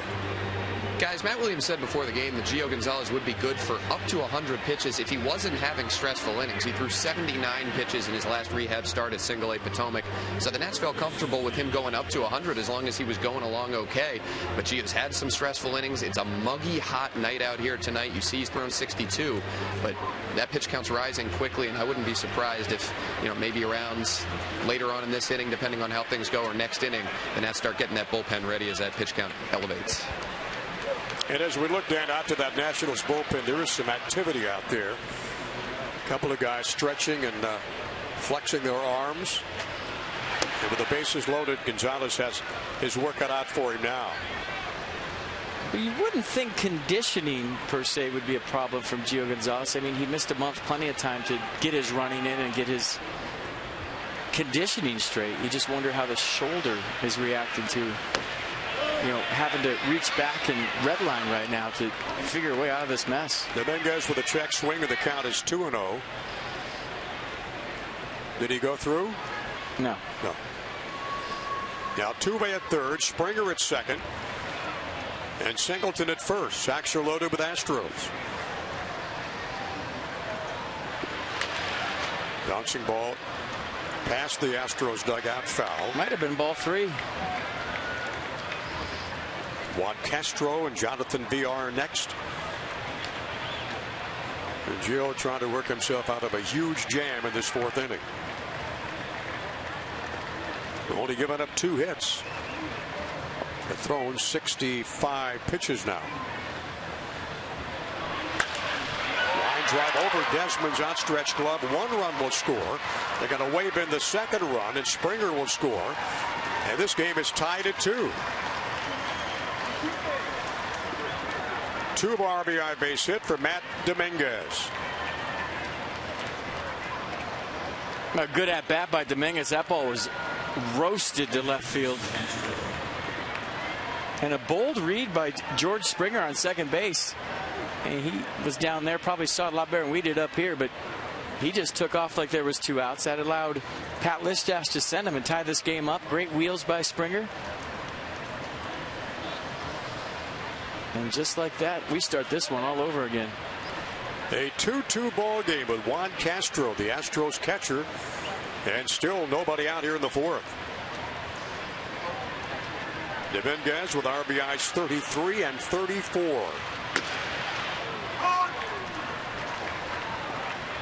And Detweiler begins to loosen up in the Nationals bullpen.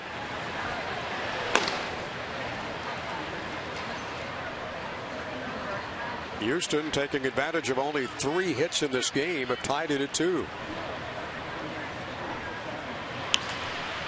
That ball down the left field line. That's fair. That'll score a run. Rounding third and heading for home. 1 run is into. The Astros have got a 3-2 lead. And still nobody out.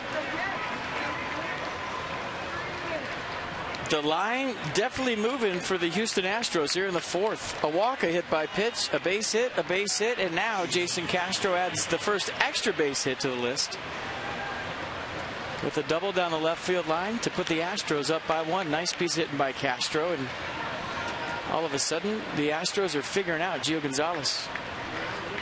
And the 5 and 6 hitter in the lineup, both guys producing with RBIs. That's 31 now for the year for Castro. Altuve, Springer, Singleton have all scored. Dominguez down at third now with Castro at second.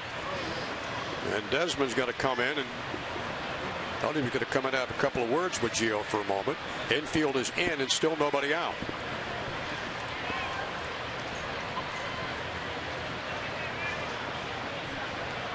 That'll bring up Jonathan VR.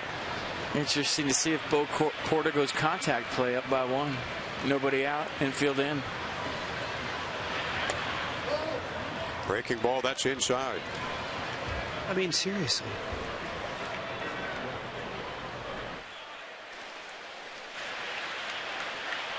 The Astros shortstop had a double in the 3rd.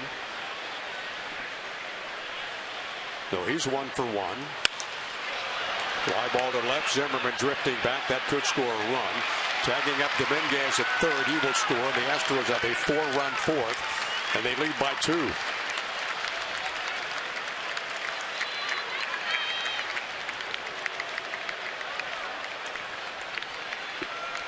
Well, they're putting some good at-bats on Gio right here. Nice job by VR right there. Get it deep enough to score the 4th run.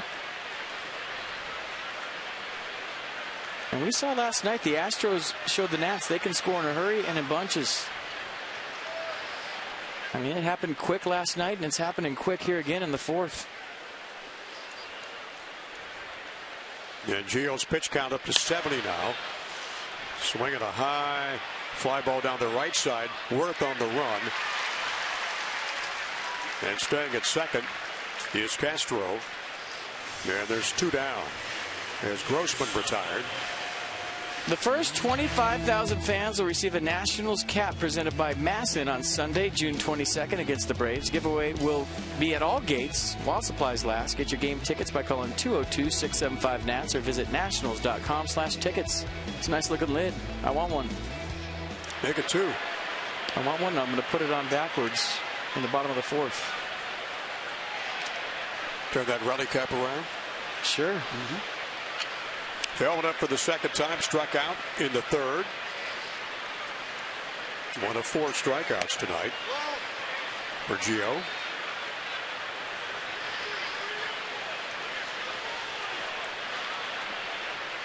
One ball, no strikes to the Astros pitcher, looking for his 4th win of the season. And only his 2nd on the road in 5 starts. And like Houston did last night, battling back. They couldn't take the lead last night, but they have tonight with a 4-2 lead.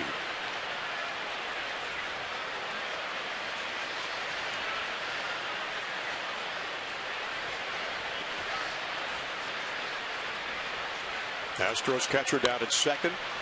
Fouled off to the right side. And the count runs to 1-2.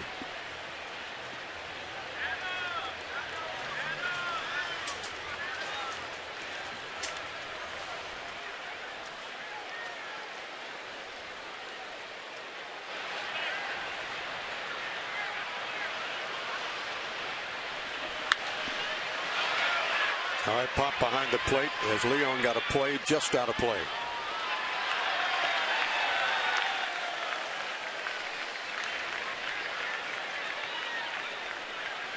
It was interesting with Gio's rehab. The first time out against Potomac, his control was all over the place, and understandably so.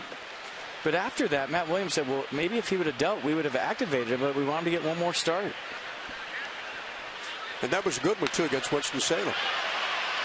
Well, the first one wasn't. No. He walked a lot of people. He gave up a grand slam. The last one a little bit better, where he walked 4, but he deemed himself ready. And it's probably going to take a few starts to knock the rust off, but the Astros have been on him, especially after that hit by pitch to Springer. And Feldman, the strikeout victim for the 2nd time, but not before. Houston pushes across 4 runs, and they take a lead of 4-2.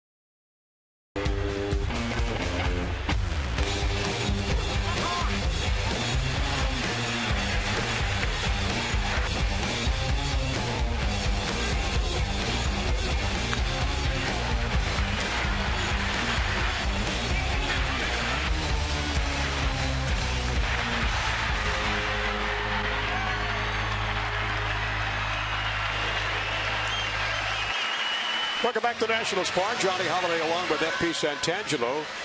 Astros taking a lead with those hits, the 3 hits in that 4th inning. They lead the Nationals now 4-2 as we head to the bottom half of the 4th. And our Geico President's Race tonight.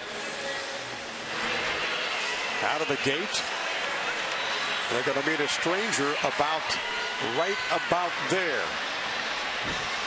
It's a tug of war, but I just see a rope. I don't see anything but a rope. Yeah. I don't even see any presidents. Oh, there they are. They have camouflage on. I get it. 3 go down. And Teddy and George will race for the finish line. And Teddy's going to win it. Teddy wins it by a boiler. Yeah. Bottom of the 4th for the Nationals. Down by 2. Sandy Leon will lead it off. And Gio in that second spot to face Feldman tonight. Remains to be seen if they're going to pitch hit for him, and then the top of the order again with Denard Span. 77 pitches for Gio and a 35-pitch 4th inning. Leon pops to first. Singleton's got it, and there's 1 down. Boy, ideally, when your pitcher is out there, as long as Gio Gonzalez was on a hot night, you want to have some long at-bats. And he's going to hit. And see some pitches to give him a chance to catch his breath. And if you're going to swing early in the count, that's a big gamble because you want to be on base. I've seen guys take 2 strikes when a pitcher on a hot night has had to work as hard as Gio Gonzalez did in the 4th. A lot of pitches thrown, 35. He'll bat for the 2nd time. No activity in the Nationals bullpen.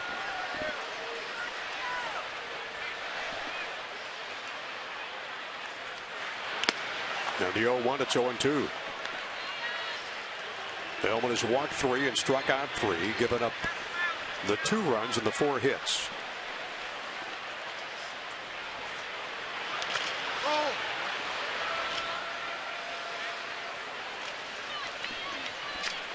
All right, folks, you know the drill. Let's see your photos. Using hashtag #MassinFanPhotos, chance to have it shown in broadcast. That's brought to you by AT&T. And the pitch to Gio. Low for a ball. Even up at 2 balls and 2 strikes. That's got some work to do now. The first time they met down in Houston, they took both those games. Gonzalez with a good eye there, and it's a full count again, 3-2.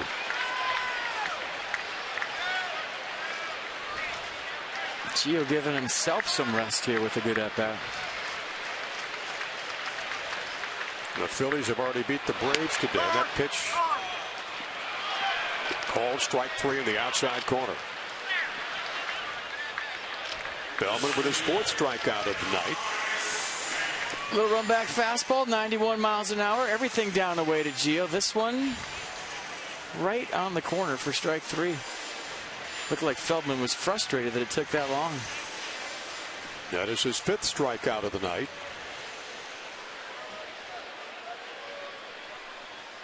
Came into this ball game walking only 16 and striking out 33.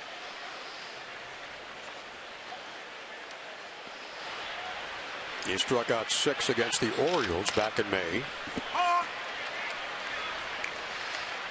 In the top of the order, Denard Span with a walk, a stolen base, 2 stolen bases, and a single, and a run scored.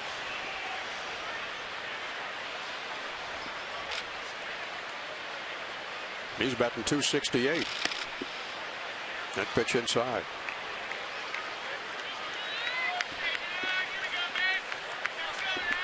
Melman's gone 7 innings twice for the Astros this year. Once against the Angels, once against the Rangers, but that was back in April.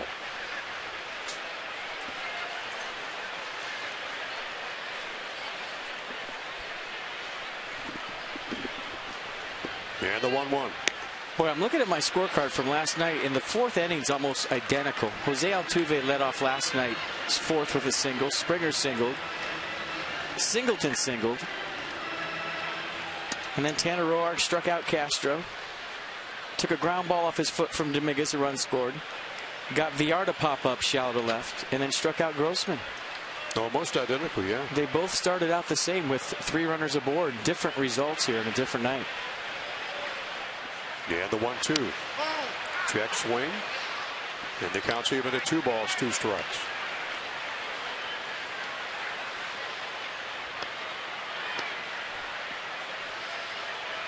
Well, the Astros going to battle you, aren't they? They won even their last 11 games on the road. And as we saw last night, at 32-40. Bouncing ball to short. They are on to first. And there's 2 down. But that's 3 outs. That inning is over as we head to the top of the 5th, and Houston with a 4-2 lead.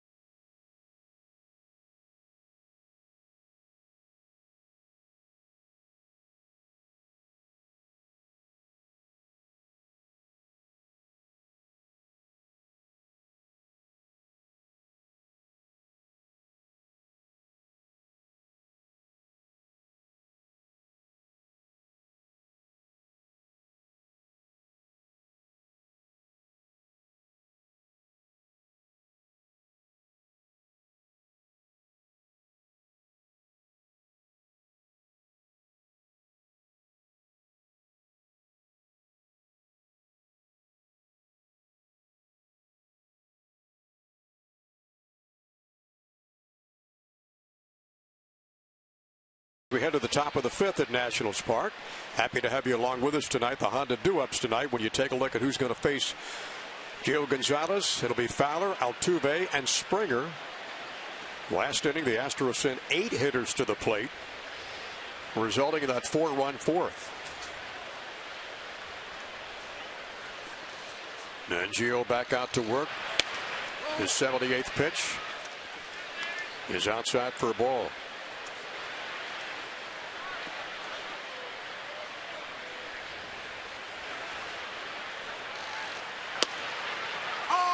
Let's see if Gio Gonzalez can make the adjustments on the fly and keep it at just a 2-run deficit.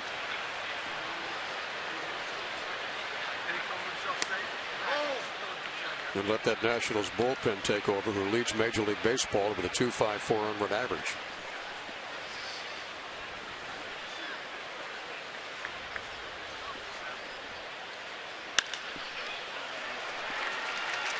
Astros have their 5th base hit of the night. That's a nice play by Denard Span to keep Dexter Fowler at just a single. He was thinking about going for 2. Span sprinted over to left center field, cut the ball off, kept it from going to the wall, and actually kept Dexter Fowler to just a single. Watch the play by Span. This is the perfect angle. At one hopper, this ball's heading for the fence. Span over, grabs the ball, spins, throws, and Fowler took a huge turn at first base. And he was thinking about 2. Denard Span committing only 1 error the entire season, and playing a super center field. And the pitch to Altuve is high for a ball. Into a 6-4-3 double play in the 1st, walked in the 4th.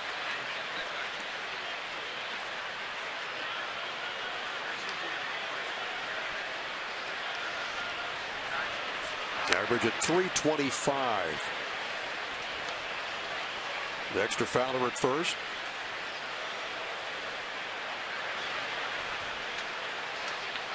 Every inning at FP, the Astros have gotten their leadoff batter on in this game. Fowler walked in the first. Singleton walked in the second. Double by VR in the third. Walk by Altuve in the fourth, and a base hit here in the fifth by Dexter Fowler.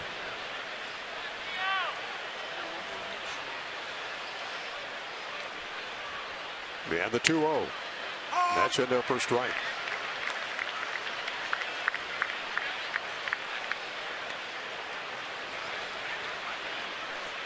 That's got some action out there in the bullpen again as Ross Detwiler up and throwing.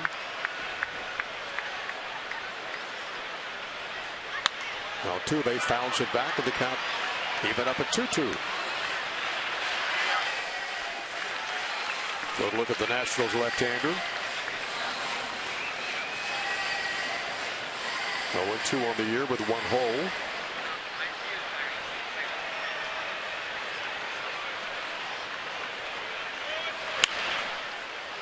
Altuve shot down the third base line, just fouled. Which is such a tough foul. Throw him in, he's pulling it.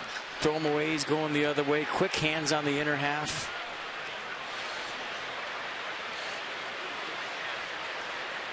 Kid doesn't have a lot of weaknesses, does he? None that I've seen. 23 years old opening day. And as FP was talking last night, a generous 5'6", maybe 175. Well, he plays like he's 6'5". I was going to say. Made the All-Star team a couple of years ago in 2012. And the count runs full to 3-2.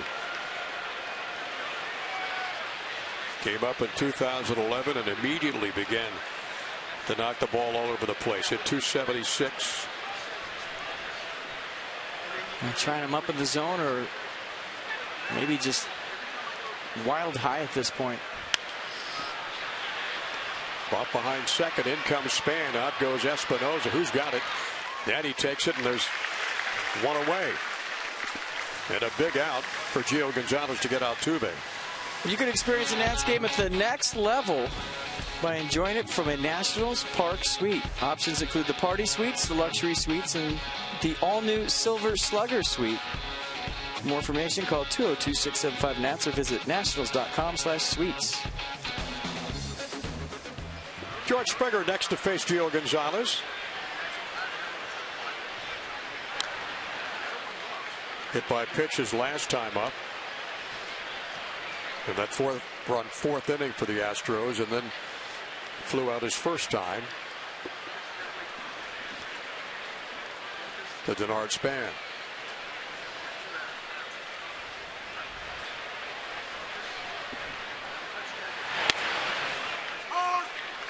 Well, I think Matt Williams, and this is obvious speculation, wants Gio Gonzalez to feel good about his first outing back in over a month, going into his next start, and that's why he sent him back out there again, to try to fix the mechanical flaws that he's had tonight, get back in the strike zone, and end on a good note.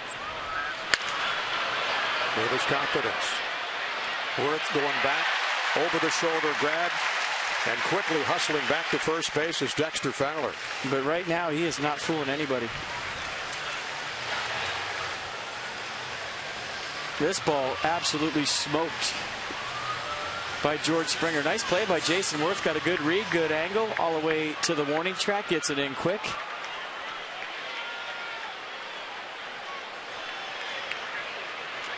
Nice play by Worth, and the ball definitely carries that part of the ballpark. That's the runway here on a warm night, right center field. 90 pitches so far for Gio, and 58 of those strikes, 32 balls. Going to bring up John Singleton. He's looking for his second base hit. Houston first baseman, check swing. It's in there for strike.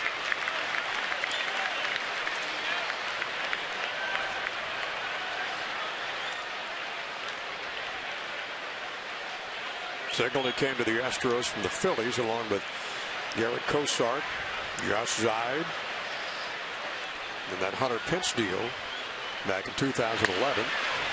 Shot down the right field line. It's foul. In Long Beach, California, John Singleton. Rated by Major League Baseball and Baseball Prospectus, the top first base prospect in baseball.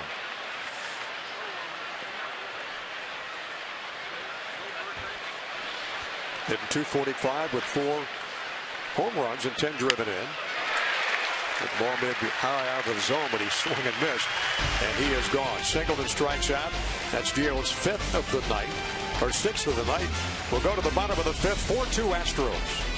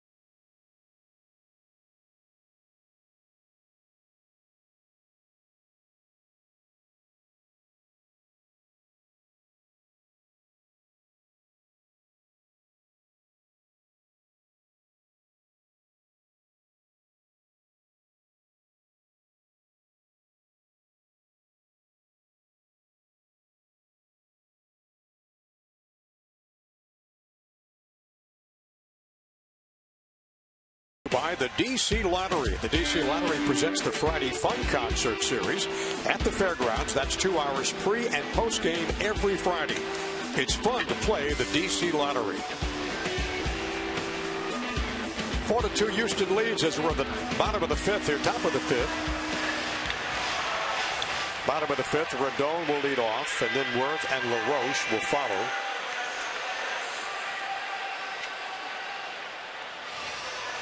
Well, their third look at Scott Feldman, and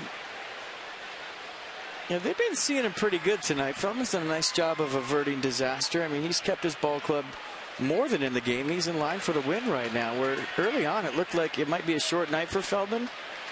He's made some big pitches when he's had to.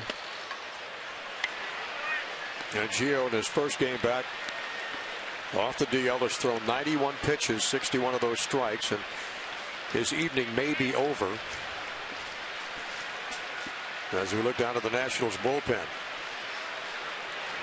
the Astros only have 5 base hits off Gio tonight, 4-5-0, but the Nationals have only 4 off of Feldman.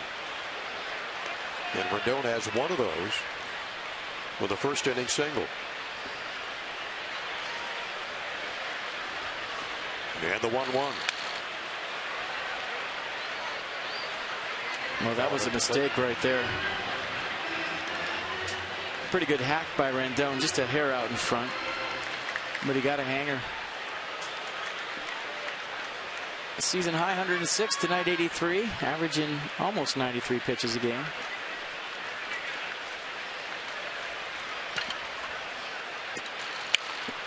Rendon bounces the ball foul down the left side. Count remains 1-2. There he is. That's how Anthony Rendon looked last year when he had the mullet. Isn't that the truth? Anthony, the last 14 games, been smoking the ball 19 for 56. Fouls it down the right side. And he's driven in 11 runs over the last 14 games.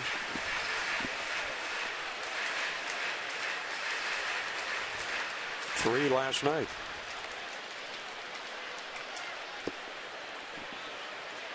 And trying to keep the ball down away to Rendon, but that's really plays to his strength. Shook off a fastball in, shook off a slider, shook off a fastball away. Now he's going to a curve. Misses outside and high. Rendon, Jason Worth, Adam LaRoche in the Nationals' 5th inning.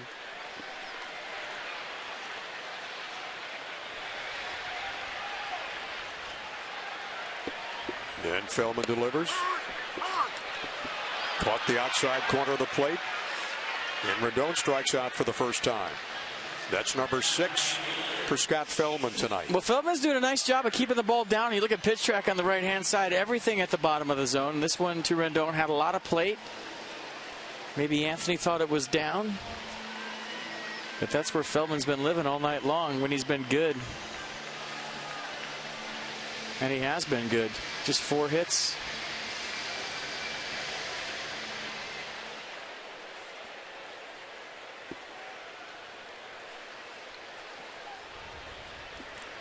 And Jason Worth fouls it down the left side.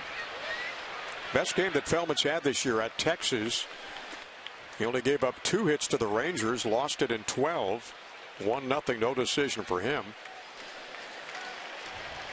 And with 7 innings. Minnesota gave up only 1 hit, but got knocked around only 1 2/3 and 3 unearned runs. And then last start against Arizona, gave up 3 runs and 4 hits.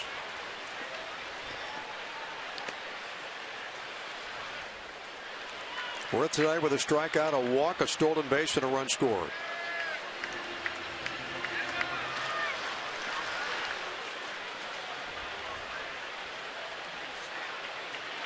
...106 pitches he threw against the Orioles. Right now he's up to 89.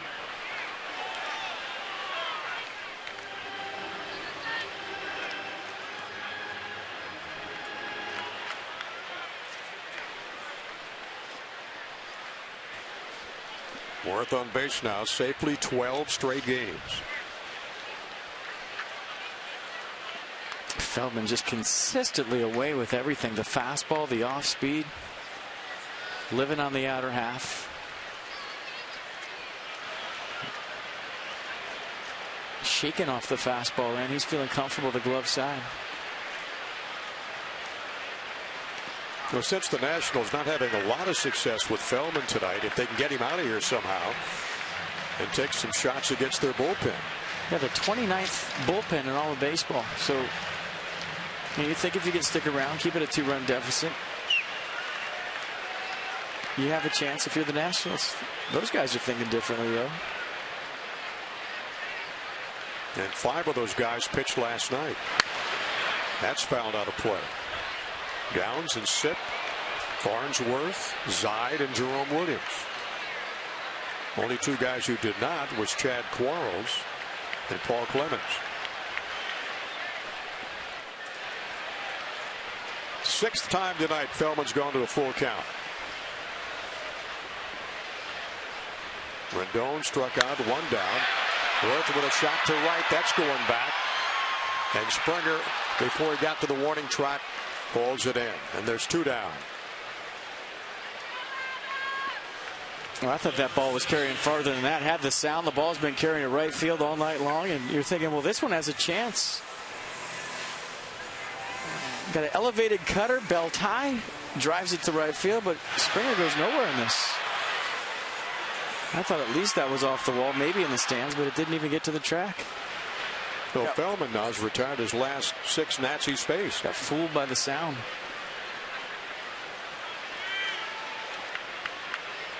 Adam LaRoche up for a 3rd time.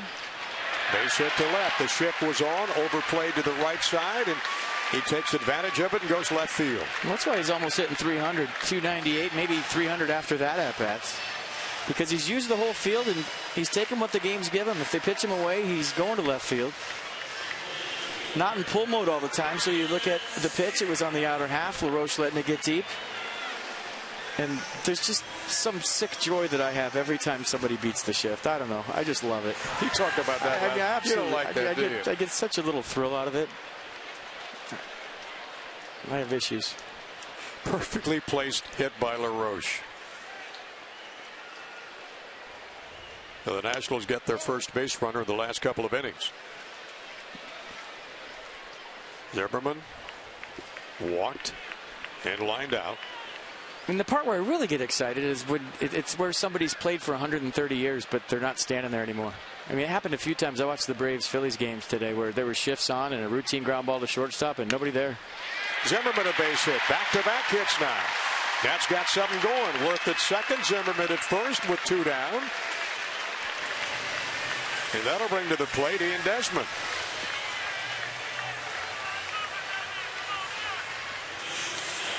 Well, this is so the Nats chipping away at Feldman now. Right in Ian Desmond's wheelhouse. This is the at-bat he loves.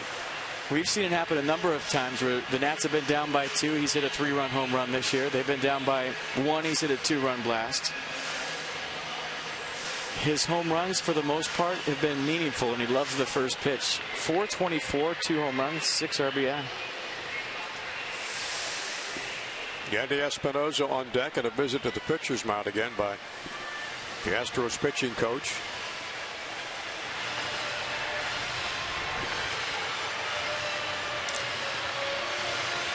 And, well, maybe I'm thinking about big things as you look at Josh's side. A base hit right here would be great, too. Make it a 1-run ball game. Ian Desmond lined a single to right last time up. Looking for something elevated that he can drive.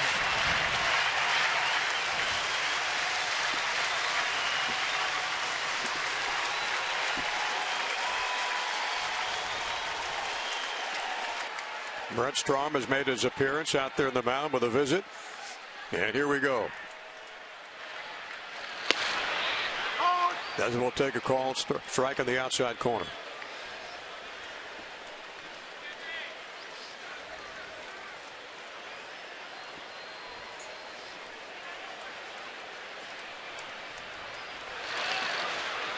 He's in at first, and Worth got at second with 2 down.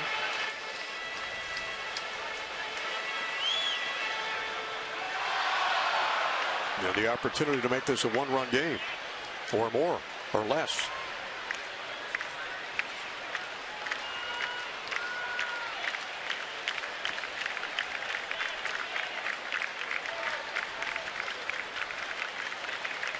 The 1-1 to Desi.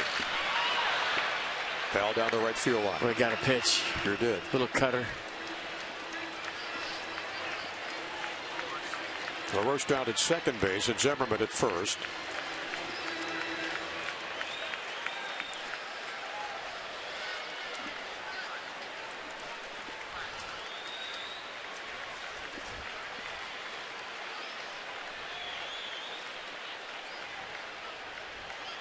And the 1-2. Foul down the right field line again. Out of play. And the fact that he got to that pitch and fouled it off is impressive. Pitch number 101, a fastball, 89 miles an hour, higher than high, above the letters, and Desmond fouled it off. I'd be surprised if they try to go up there again. The Astros do have some activity out in their bullpen.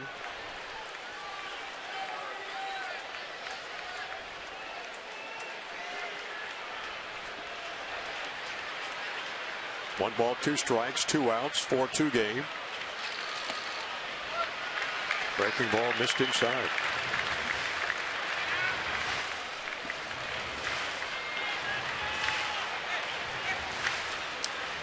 Trying to take advantage right now. It seems like Scott Feldman all of a sudden's on fumes. Get him out of there. And Castro wants to go out and talk to his right-hander. See if they go no sign right here. Adam LaRoche been standing out there for a minute. Go out there. Huge pitch coming. You want to make sure you're both on the same page and that there's no funny business going on behind you. At the very least, it relaxes your pitcher and makes him confident when he's about to throw. He doesn't have to worry about anybody seeing what the sign is. Ian Desmond steps back in. Yeah, no sign. And the pitch does it. High fly ball to right. Springer drifting back. He'll have this one. And the Nats are retired. Threatening, but could not get a run across. We go to the top of the 6th. 4-2 Houston here at Nationals Park.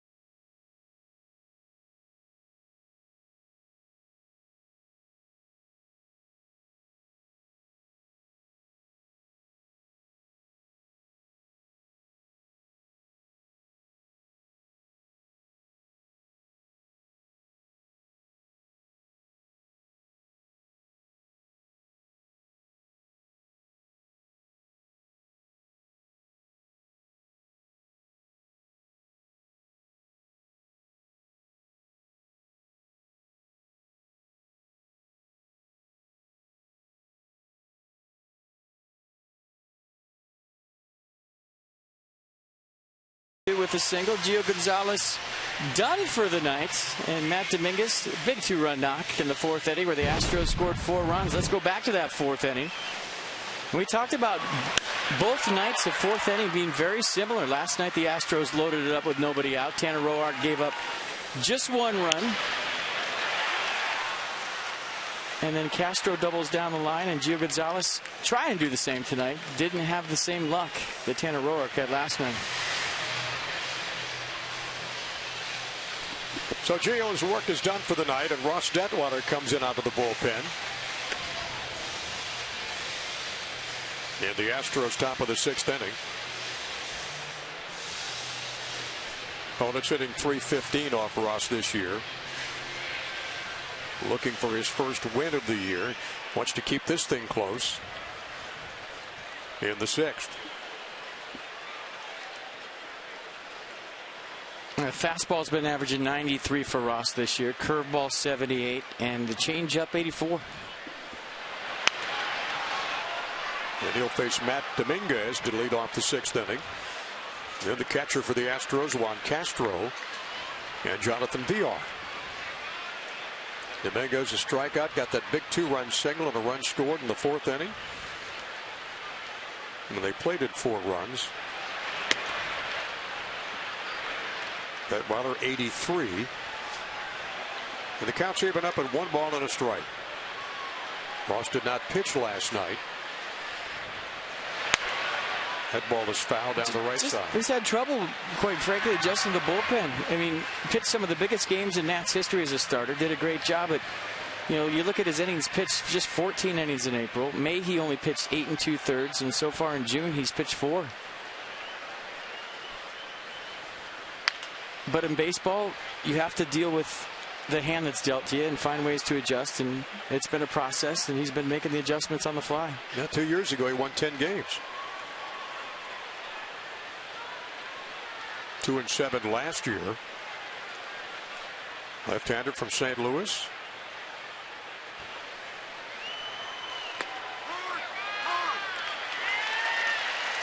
And Dominguez has gone on strikes.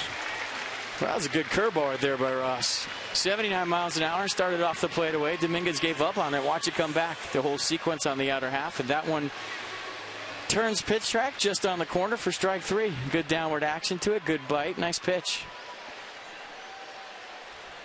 Gio Gonzalez charged 4 runs and 5 hits in his work tonight in 5 innings. Castro 1 for 2 night with an RBI double in the 4th. And Detwiler misses outside to him. Last year was a tough year for Russ, wasn't it, FP, with all those injuries he suffered? It was. And you can make an argument that this year's been tough so far, Sure, but yeah. there's a long way to go. 90-plus games left, and things can turn around in a minute. Ross, first pick of that 2007 first-year player draft. Check swing, that's in there for a strike. The Deadwater now to the bullpen. Thrown 8 pitches, 6 for strikes. On deck is Jonathan Villar, the Astros shortstop. That ball is ripped foul down the right side. Astros haven't got a lot of hits. They've only got 5. The Nats about hit them, but they made those 5 really count. Nobody with more than 1. But Dominguez did the big damage. That 2-run single. He's 1 for 3. Bouncing ball fouled again behind the Nationals dugout. Well, the problem for Ross has been the white uniforms at home. He's pitched 13 innings here at Nats Park, 13 1/3. His ERA 7.43, and the average against 3.62. On the road, he's been good, 2.57 ERA, 2.59 average against.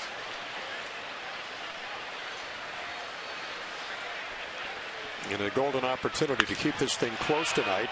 There's a shot down the left field line, and that ball is foul, barely in the left corner. Jim tosses up to a fan, and Castro heads back to home plate. Big series coming in town beginning tomorrow night, FP. It is. Braves are in town. Probably in the hotel room already. 7 o'clock start tomorrow night, 7 o'clock on Friday. Fox game on Saturday. I'll be somewhere in the bleachers. And then Sunday, a 1:30 start. Then you travel up to Milwaukee for a set against the Brewers, the first place Milwaukee Brewers. On the road at Arizona tonight, the Brewers out there. The Braves have already lost today.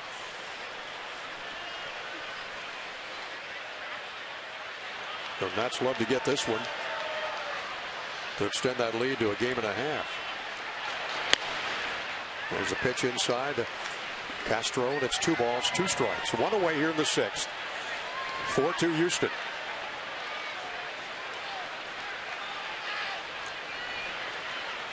Villar will follow. Bouncing ball back to Detwater, right through his legs, but Espinosa there to throw it to LaRoche. He gets the runner.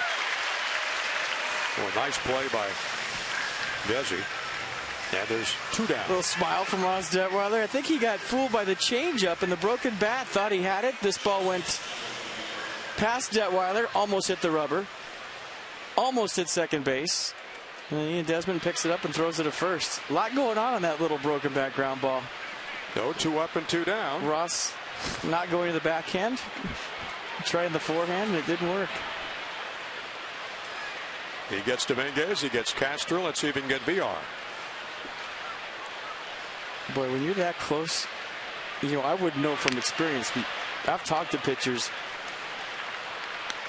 You think it's a bullet right off the bat, even though it has that funny sound, and you're going self-defense mode, and that's your first thought, self-preservation. And then when you realize it wasn't hit that hard, you're in an awkward position to make the play. I've seen it happen a million times.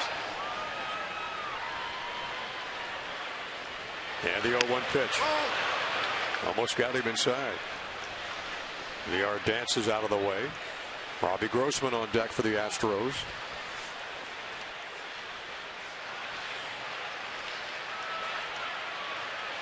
Houston banging out 14 hits last night in that loss, but tonight with their 4 runs, they've only had 5. Bouncing ball to Adam LaRoche. Nice job for Russ Detwiler coming out of the Nationals pen. A 1-2-3 6th inning. We go to the bottom of the 6th. Nats need some runs, trailing 4-2.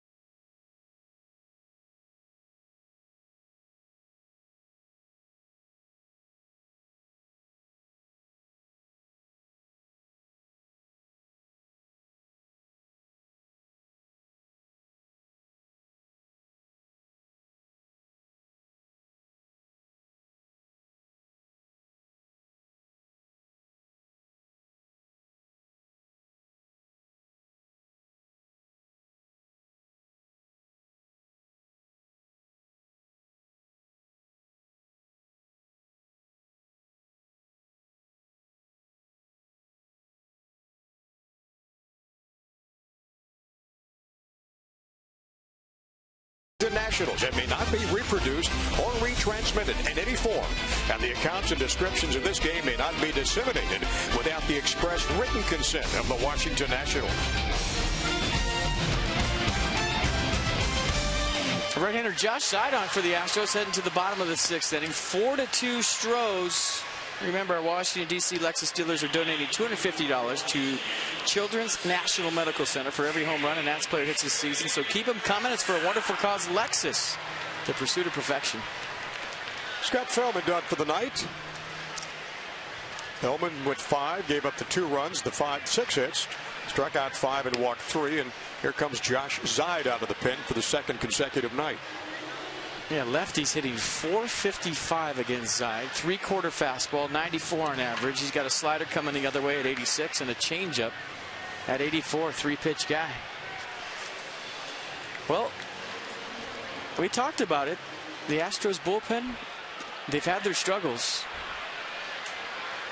Zide pitched 1/3 last night, struck out 1. And a .253 earned run average. Danny Espinosa, Sandy Leon. See what they can do against the Astros reliever. Danny 1 for 2 in this game tonight. Bottom of inning number 6, and it's 4-2 Astros. Ball fouled out behind the plate.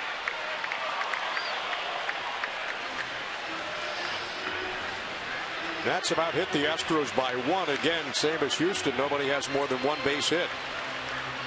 Span, Rendon, LaRoche, Zimmerman, Desmond, Espinosa base knocks tonight.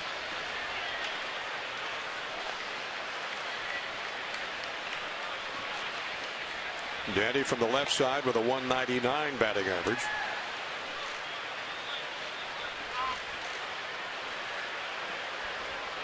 And Josh Zide on the hill for Houston.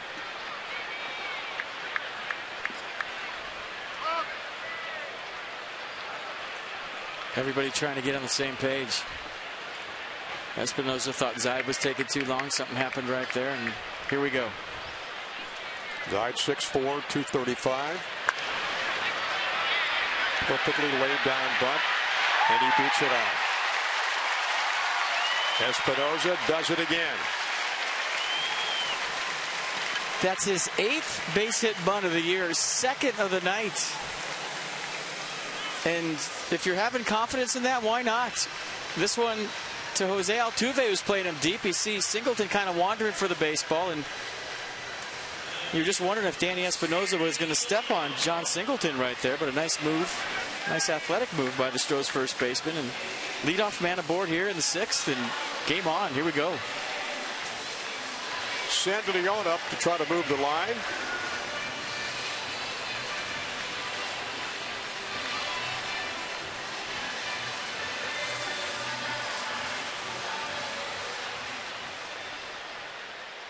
And Russ Detwiler in the on-deck circle. Nationals have their 7th hit of the night.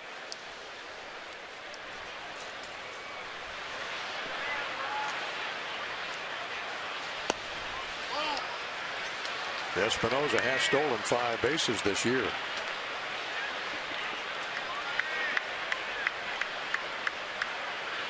Well, Detwiler's standing on deck right now, but Nate McLouth ready. It looks like he might have just got the call. Nobody up in the Nats bullpen, though.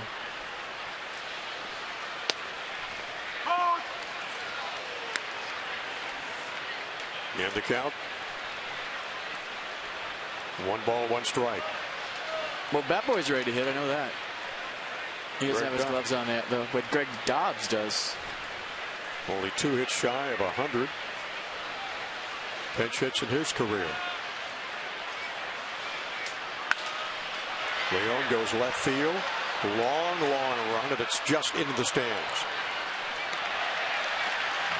And the count's 1-2 to the Nats catcher. All right, here's your fan photo brought to you by AT&T.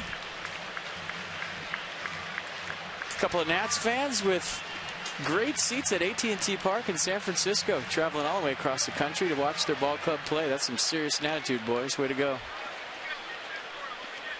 You're not kidding. That's sticking with the ball club no matter where they go. And the 1-2. They on a swing and a miss. And there's one down. Inside with his first strikeout of the night.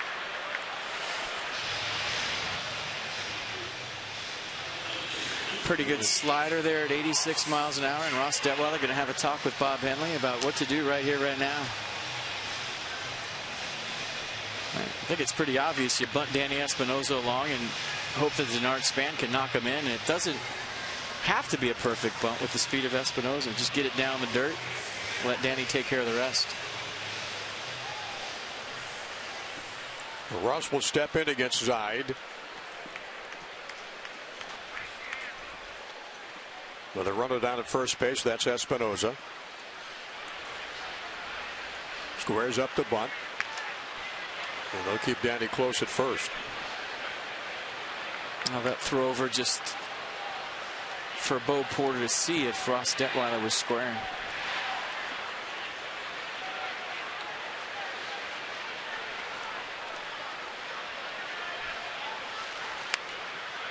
Lays it down. Back to Zide. Looks at second. No play there. They're out at first base. He got the job done. Nice job for Detweiler. It didn't have to be pretty. You knew you had good wheels at first base, so Ross just bunted it back to the pitcher, and Danny Espinosa took care of the rest to get some high fives. He goes back to the Nats dugout, and nicely done by Ross Detweiler, who out of the bullpen really hasn't practiced that a whole lot and hasn't done it a whole lot. So he gets a runner in scoring position down at second, and Danny Espinosa. And with two down, back to the Nats top of the lineup with Denard Span.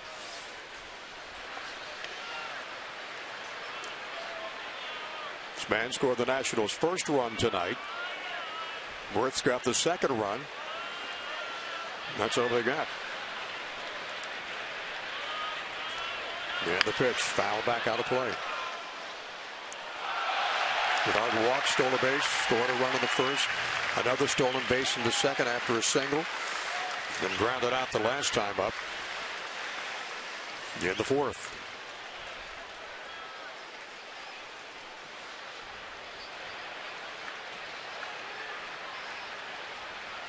Astros outfield very shallow for Span. Espinosa is going to have to boogie if he's going to make it on a sharp single.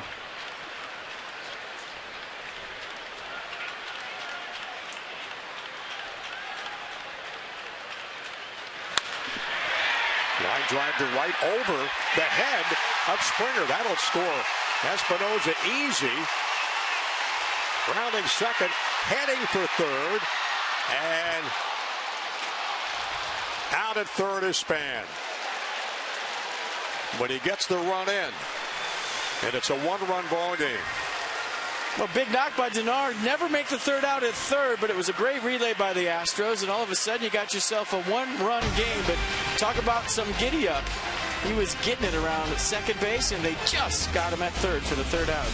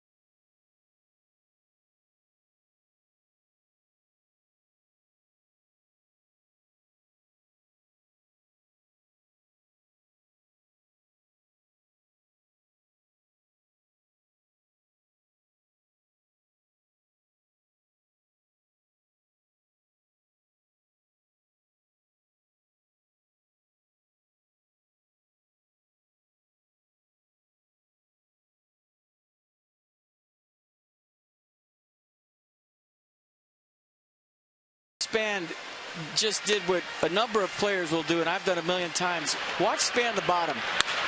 He hesitates because he thought it was caught right there. There was just a little bit of hesitation. And you kind of get into that mode where you're looking out. Is he going to catch it? Is he not going to catch it?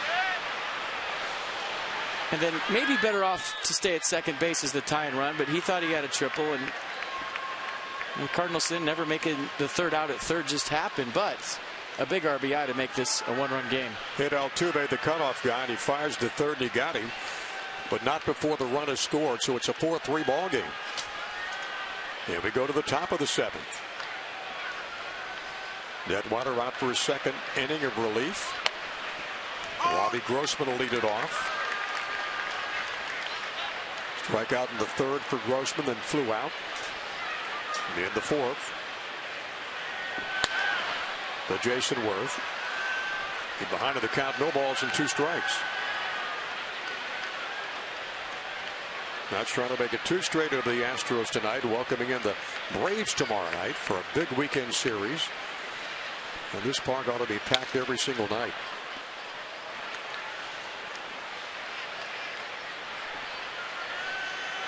Count is 1 ball and 2 strikes to Robbie Grossman. Switch hitter from the right side. Almost identical numbers to the left side, both under 200. And the count is 2-2.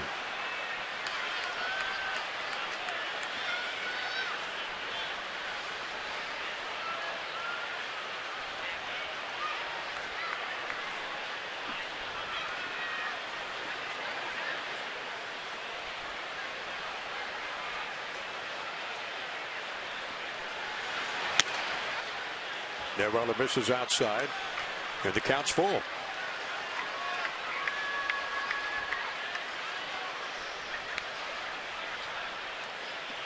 Grossman, one-time member of the Pirates organization. And Detwiler lost him. So Grossman leads off the seventh with a walk.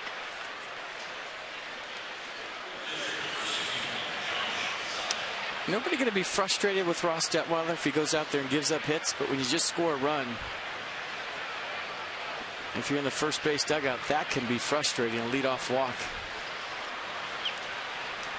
And Josh Zeid will hit for the first time. Infield in.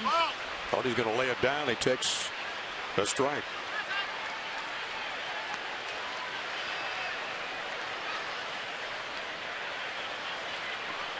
First career at bats. Way up in the box. Trying to lay down a bunt, and you wonder how many times he's actually practiced this. Probably not a lot.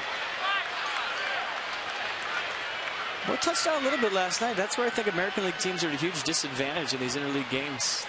When it gets to the 9th spot, they lose their DH. You have pitchers that are basically fish out of water.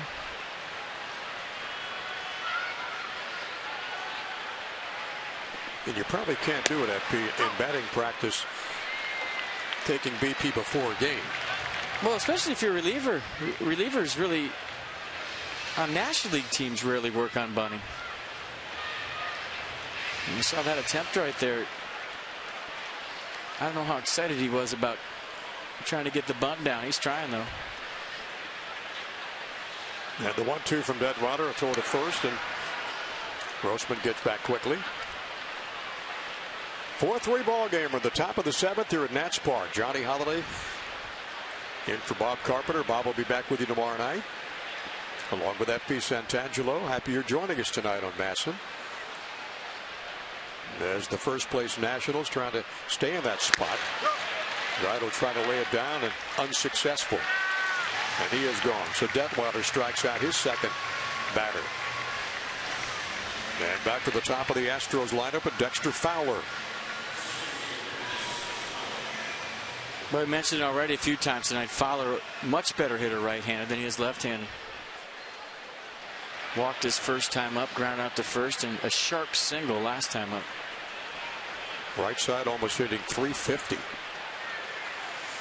And Leon will go out and talk with Detwiler about the sign.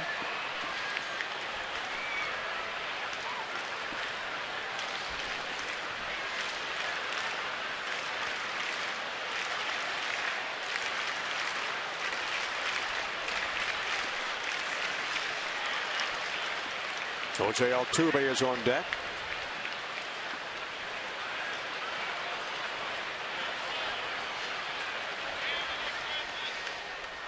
One thing about Fowler, you can get on base for the Astros. He is 5th in the American League.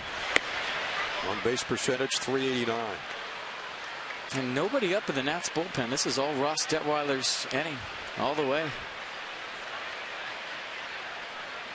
And he's done a good job thus far. Nationals got to run back for him. Trying to get Gio off the hook, coming off the DL. Count is even. 1 ball and a strike, 1 out.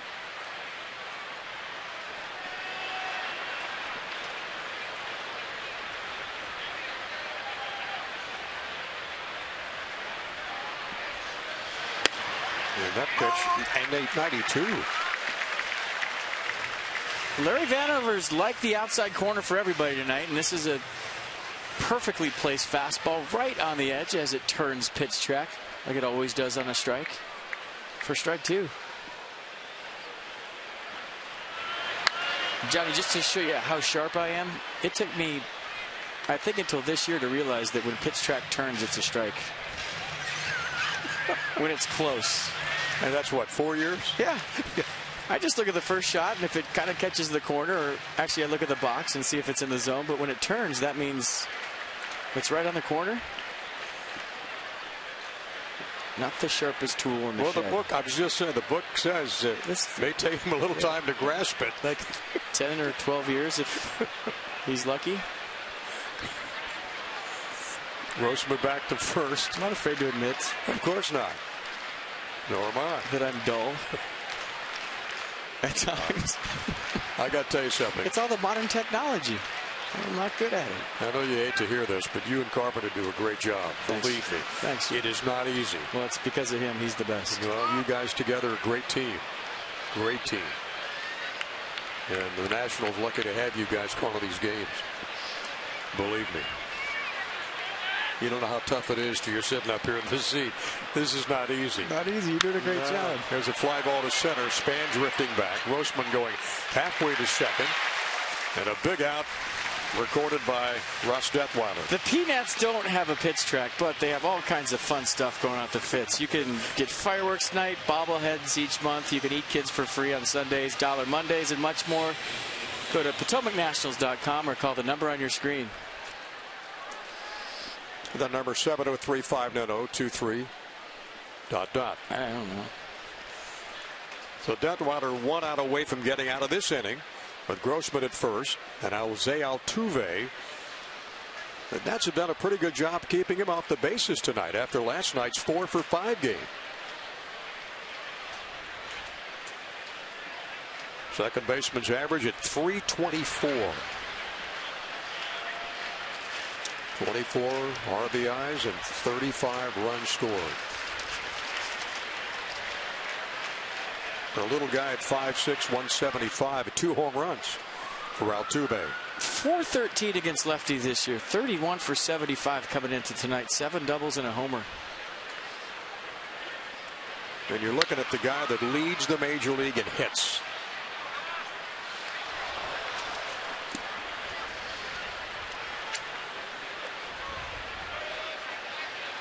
.94 coming in. No ball to the strike to the second baseman for the Astros. Springer next, and then Singleton.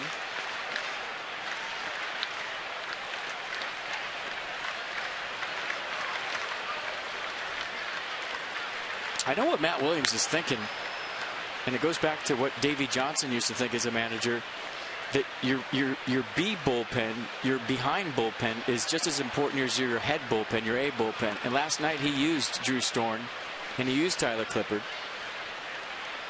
And he's thinking the other guys down there have to be able to keep it at a 1-run or a 2-run deficit. And if you remember back to 2012, the guys that came in when the Nats were behind to keep it right there to give them a chance to get back into ball games were every bit as important as the guys that came in with a lead. That's how they had so many comeback wins that year. I think they led all of baseball in come from behind wins or walk-off wins. And it was because of the, quote, air quotes, you know, no slight inability, the B bullpen to keep the game right where it's at to give the offense a chance to win. And that's Russ's job right now, and he's doing it. 2 balls and a strike. To Jose Altuve. Grossman takes a lead off first, pitches outside. Now it's 3-1.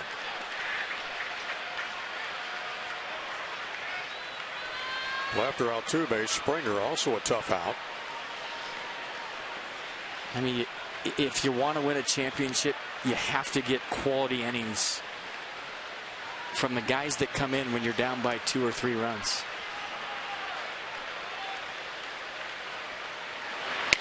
And the Nationals bullpen has proven that they are able to do that. That pitch is strike. Count is full now. 36 pitches for Detwiler in his second inning of relief. And a big one coming up to Altuve. Huge pitch in this ball game. You're not kidding. 3 balls, 2 strikes, 2 out. 1-run game. There goes Grossman, bouncing ball to second. Got to be a quick play for Espinosa. He didn't get it. Altuve got that great speed and barely beat out the throw to first base. And a base hit for Altuve. His first of the night, but it moves Grossman all the way around to third base. Well, keeping the inning alive with the infield single and some hustle. You see where Espinosa's playing, just a chopper in the hole. Adam LaRoche, knowing the range of his second baseman, retreats to the bag, but the speed of Jose Altuve and the hustle and the distance that Espinosa had to go to make the play was the difference. Chase ball 4, but look at the speed of Altuve, who has 24 stolen bases on the year and now an infield single. 95 base hits on the year now for Altuve. Well, the Astros runners on the corners with 2 down. That'll bring up George Springer. And Springer hit by a pitch, a couple of flyouts, 0 for 2.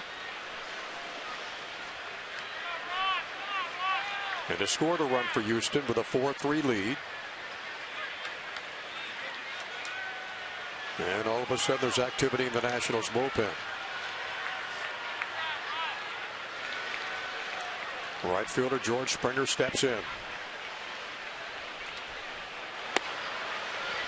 0 for 2. He's hit both balls on the screws tonight. A line out to Denard Span. And last time up sent Jason Worth to the track in right center field. He's seeing it big tonight.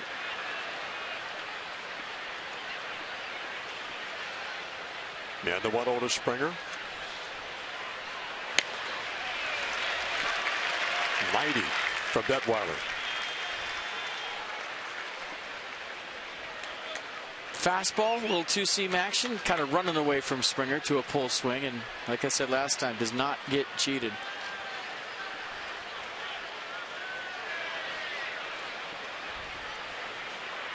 And the count's even at 1-1. That ball inside for a ball. 2-1. Gio Gonzalez went 5 innings tonight, gave up the 4 runs. And the 5 hits. It's a bear in the cave. Yep. Getting loose. Young Mississippi guy.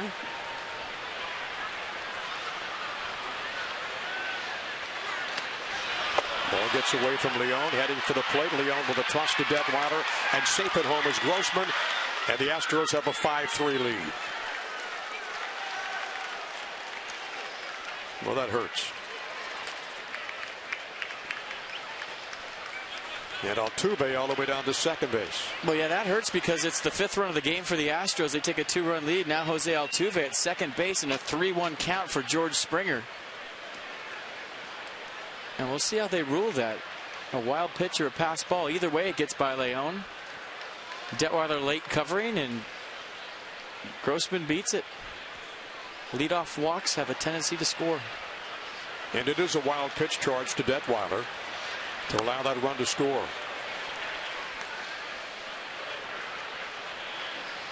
So Houston 5 and the Nationals 3.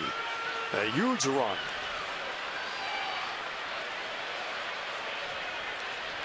And Springer on.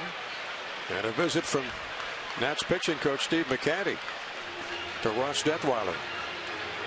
With 2 out and 1 run in the 7th. I mean, he made a pitch to Jose Altuve. He just chopped it in a hole where nobody was.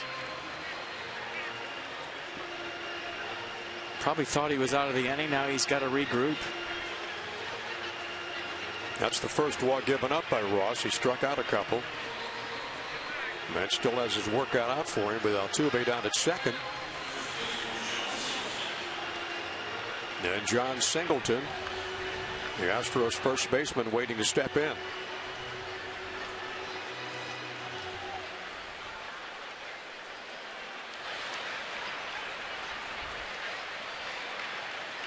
Detwiler did not pitch last night.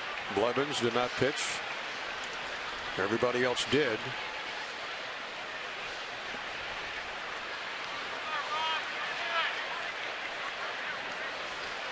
With the left-handed batting Singleton will take ball one. Detwiler 43 pitches and 25 strikes.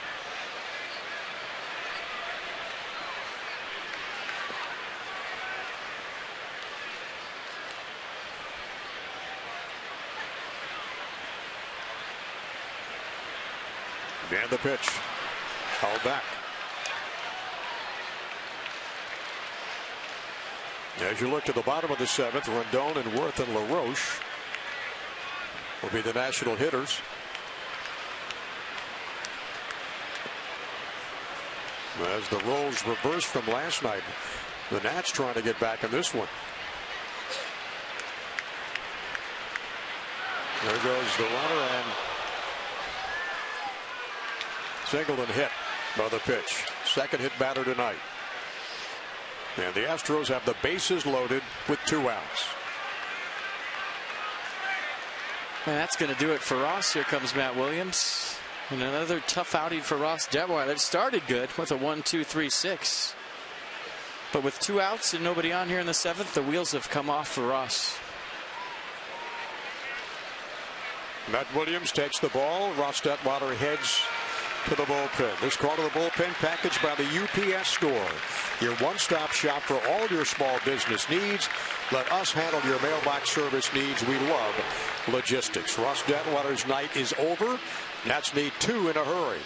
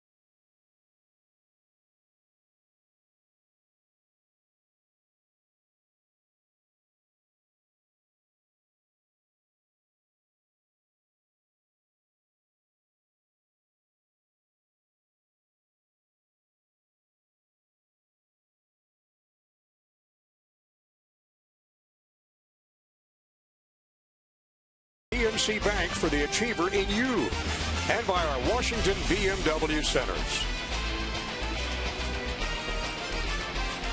Astros with a lead of 5-3 on 8 hits. Astros 5-6-0. Nationals 8 hits and only 3 runs. And Aaron Barrett comes out of the bullpen as Detwiler's night is over. 26th appearance for Aaron. Got a record of 2-0 and an outstanding earned run average. Well, it's a ball game right here. And Aaron Barrett at times has had control issues and a tough situation for him here with bases loaded, 2 outs. Pitched 1/3 last night out of the pen. And the sacks are loaded for the Astros, all the responsibility of Ross Detwiler, who gave up 1 run, 1 hit Couple of strikeouts, couple of walks, and 1 2/3 innings of work. Dominguez with a swing and a miss, and it's 1-1. Dominguez has gone down on strikes twice tonight.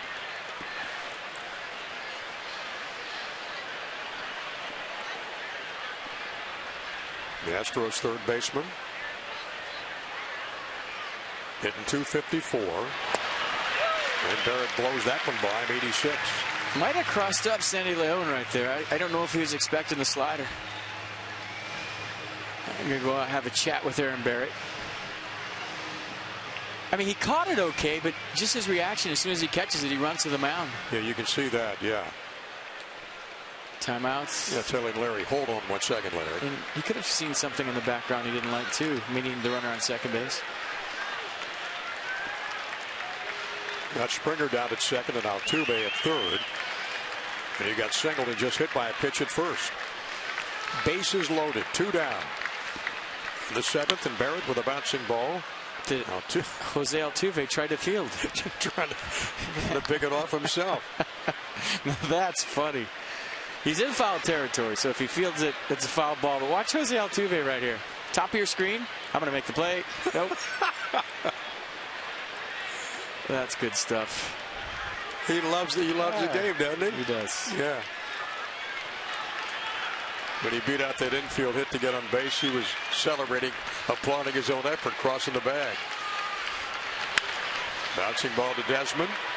Tosses to Espinosa. Nice job by Aaron Barrett, same as last night. The Honda do-ups for the Nationals. Let's take a look as we head to the bottom of the 7th. Anthony Rendon will lead it off. Nats need some runs in a hurry. They're down by 2 to the Astros.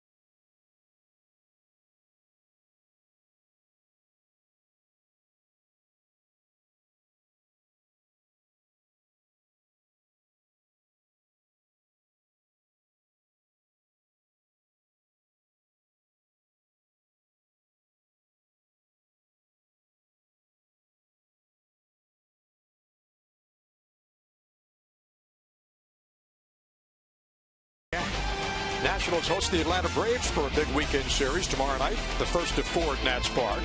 Gavin Floyd, who's 1-2, will be up against Jordan Zimmerman, 5-3. It's really a battle for first place in the East of the National League beginning tomorrow night, 6:30. The Nats Extra. Go on Massive. Here tonight, it's a battle as well. Coming up tomorrow night, Gavin Floyd, 2.98 earned run average. Same for Zimmerman. Identical number, 2.98. And Jordan Zimmerman has been as good as he's ever been the last 3 starts. And the Braves are struggling a little bit, but don't let that fool you. They know they've got a little ownage on the Nats, and that has to change. But first things first. Big inning for the Astros with Rendon, Worth, and LaRoche due up. And Rendon trying to pick up where he left off last night with 3 hits. Got a base hit in this ball game in the first, and a stolen base. In fact, 2 stolen bases.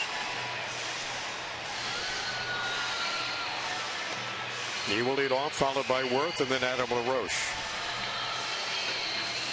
5-3 Astros, bottom of the 7th at Nationals Park.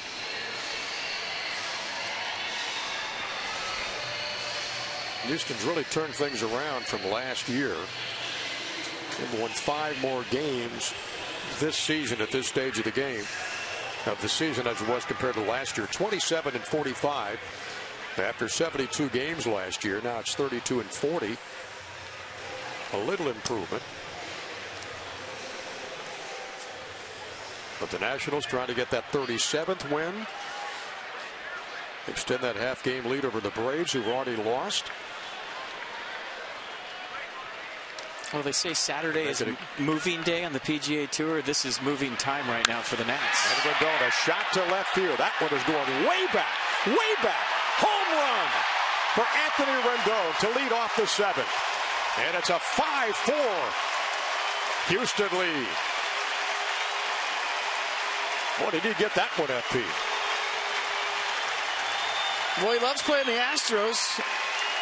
And everybody back home in Houston. It's a member of the Anthony Rendon family fired up for his 10th home run of the year.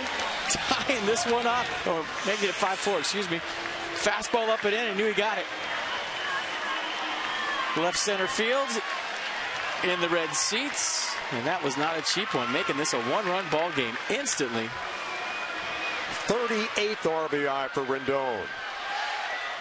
And as FP mentioned, his 10th home run of the year. And the Nats within striking distance now, down by a run. Wood steps in. Strikeout, walked, stolen base, and a run and a fly out. 5-4 at 10 o'clock here in Washington.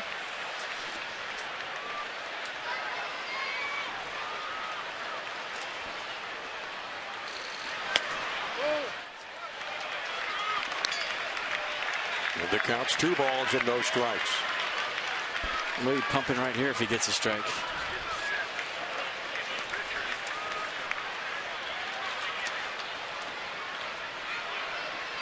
And for Josh Zide, that's only his 3rd home run he's given up all year. Worth will foul it back on the play up to the right. So came in 7 for 14 with 6 RBI. Let's make that 9 for 18 now. With 7 RBI and a home run. And a good look at the Houston native from Rice University, Lamar High School. And the 2-1. Loves playing the Astros.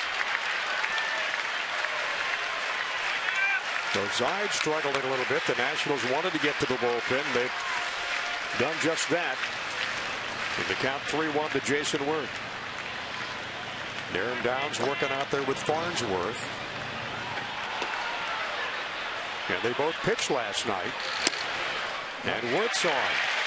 So a home run by Rendon, a walk to Jason Worth, 2 up and 2 on. And nobody out in the 7th. Well, you think it'd be Downs for LaRoche and Farnsworth for Zimmerman and Desmond. Let's check out the 10th home run for Anthony Rendon. Look how short the stride is. Just a throw of the bat head. So compact. And there's so much power in that swing, and the extension is where you get the backspin. Look at the extension. And he knew he got him right away. Look at that. That's a great shot. Double-digit home run guy in the big leagues now. It's official. Hit speed 97 miles an hour. Topping last year's mark of home runs as Bo Porter has made a visit to the mound. Look what his numbers were against Houston. Zide is done. And in will come from the bullpen, Darwin Downs. And we'll be back in a moment with a 5-4 Houston lead.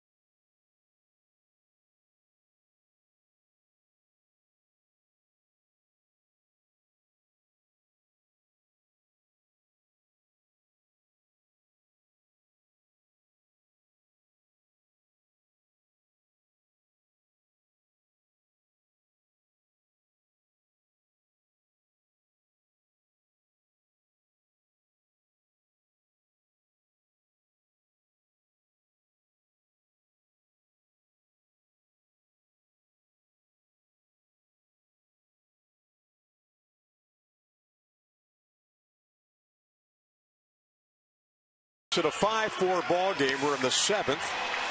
And the Nationals got Jason Worth down at first base. Nobody out. Don't forget, coming up, the Braves begin a very important series against the Nationals tomorrow night. Want to be with us for the Mid-Atlantic Sports Report tomorrow, 5 to 6:30. The guys will take a look at a tight race atop the NL East. Mel Antonin reviews the series history between Atlanta and Washington. That's tomorrow night, 5 to 6:30. Before Ray and I hit the air, before Bob and FP take you through game 1 of 4 with Houston. Darwin Downs, who pitched last night, FP out of the bullpen for a second consecutive night. We have 4-pitch guy, fastball 89, slider 84, curveball averages 73, and he throws a changeup 10% of the time at 84.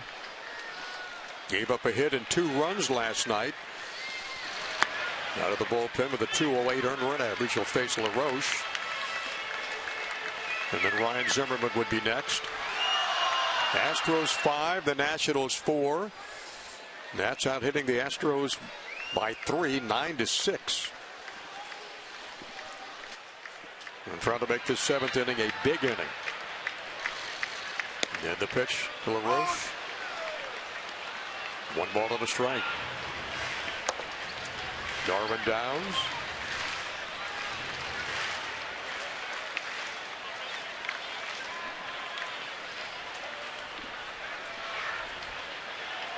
And the left-hander delivers. That's low for a ball. Well, normally in a 1-run game, if you're Jason Worth, you might think about having the 6th steal of the night for the Nats. But with the shift they have on, you usually leave that hole open. But Altuve's standing in that hole. That's why you hang around if you're a base runner with a lefty up, especially a guy like LaRoche. It's a pool guy to leave that hole open. But right now, it's not there. So if Jason Worth gets a read on Darren Downs, he might go. Aaron from Southfield, Michigan. That's 6'3", 210. He's got the count even up to LaRoche. LaRoche pops it behind second. Base hit. Worth not breaking stride at all. He'll go standing up into third. As LaRoche loops a single into center, runners at the corner, and still nobody out. What a great read by Jason Worth. Nobody out. He knew where his outfield was playing. He always checks his outfield after every pitch. For you kids at home, it's a great lesson. When you get on first base, get your sign, check your outfield, but check your outfield every pitch because they move around based on the count, based on the pitch. And watch Worth. He knows right away, like there's 2 outs, he reads it.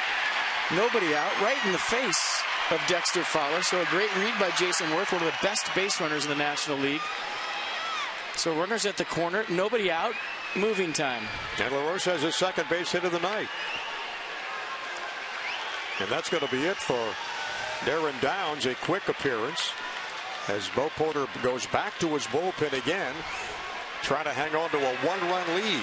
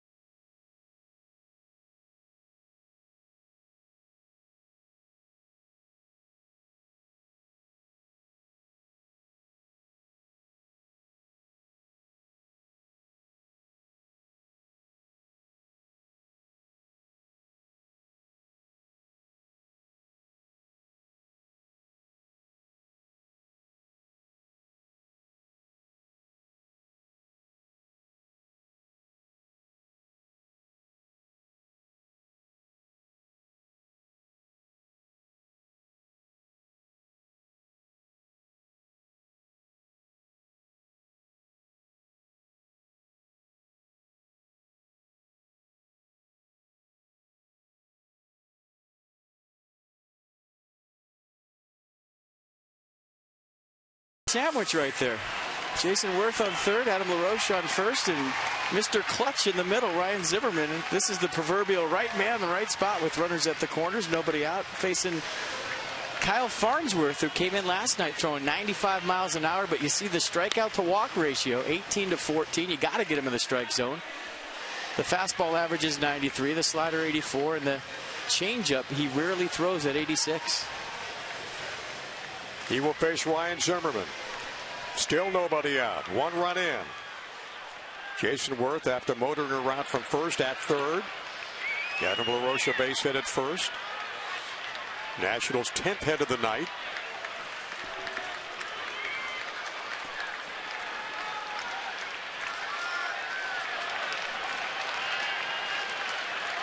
This game, like last night, over 3 hours old. Nats had a 2-0 lead into the fourth.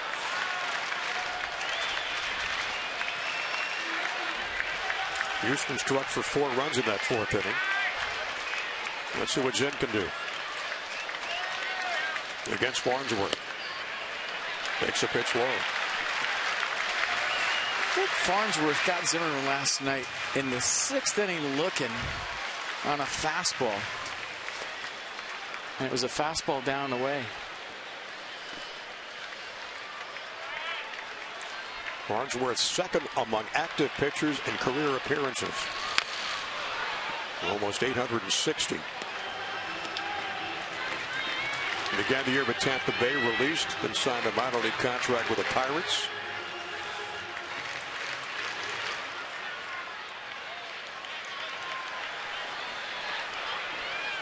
"37 years old, from Wichita, Kansas. He got a 1-1 count to Ryan Zimmerman after his second base hit of the night. There's the pitch. Bouncing ball foul. And the count's 1-2. Well, Ryan Zimmerman's looking for something elevated right now that he can lift to the outfield at the very least. He got a couple of fastballs up high, but he's such a top-hand guy that kind of rolled over on both of them. And we've seen him do some of his best work this year with 2 strikes, where he spreads out, he starts thinking about the other way. He got Beards on the corners. He's trying to get him in. There's one Beard. There's another Beard. There's another one. And he can't wait to get back in there. He's chomping at the bit. Early July, first week. That's what we're hoping.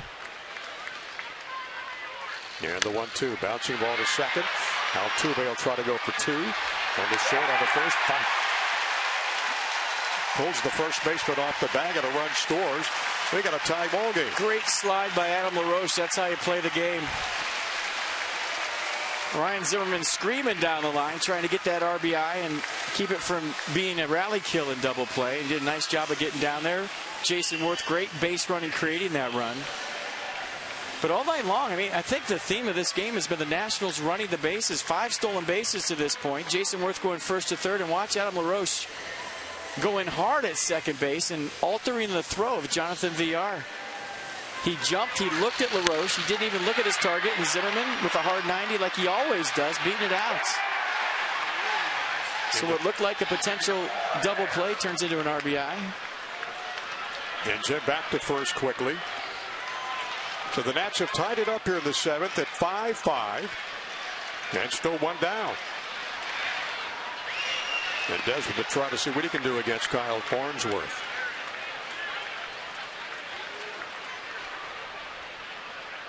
Here's the pitch.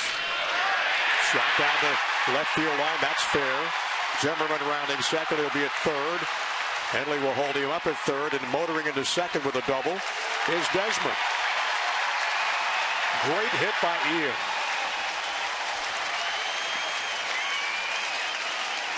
Well, how it caromed off the wall down there in that tricky corner determined whether Bob Henley sent Ryan Zimmerman.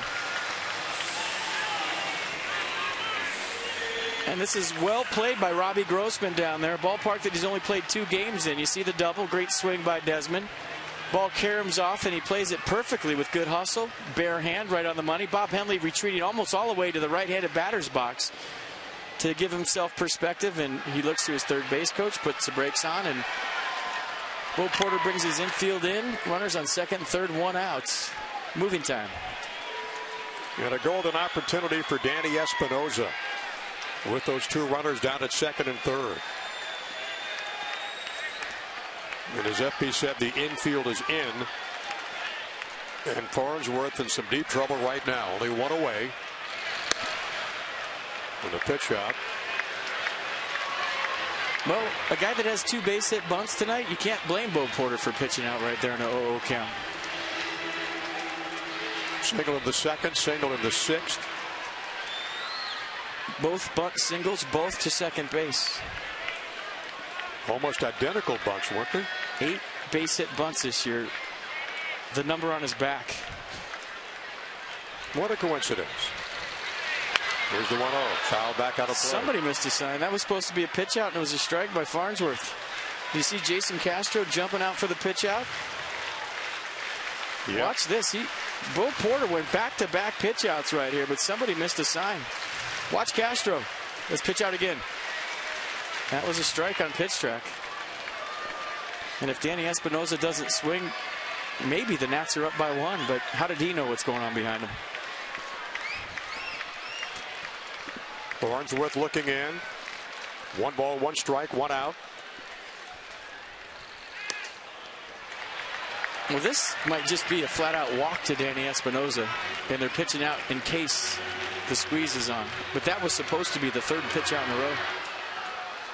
To get to Sandy Leon, who's waiting on deck.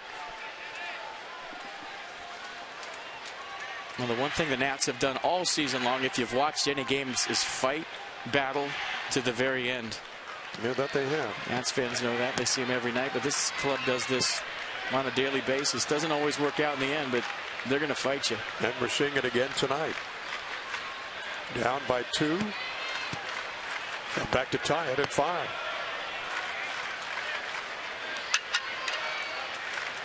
So Farnsworth battling with Danny Espinosa.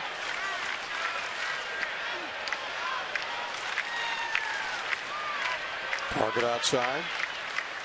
Now this is just a walk. Yeah. This is just a fancy intentional walk. But as a hitter right here, Johnny, you have to be ready for a strike. Especially if it gets to a 3-2 count. But I think they're going to put Espinosa on. Yeah, there we go. Yeah, that will load the bases with Espinosa. You could pinch hit for Sandy Leon right here. If you're Matt Williams, we'll see how he plays it. Only one other extra catcher on the bench in the form of Jose Lobaton. But Nate McLouth is strolling out, and I think he's going to hit.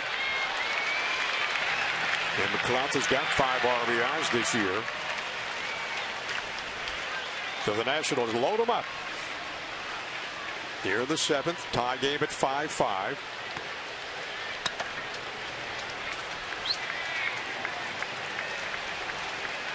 And what a golden opportunity for Nate McLouth.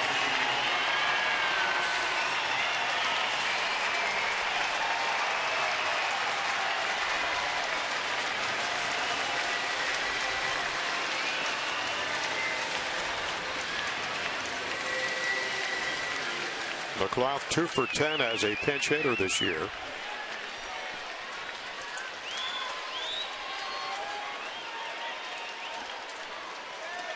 And Farnsworth has nowhere to put McLouth. Still 1 away.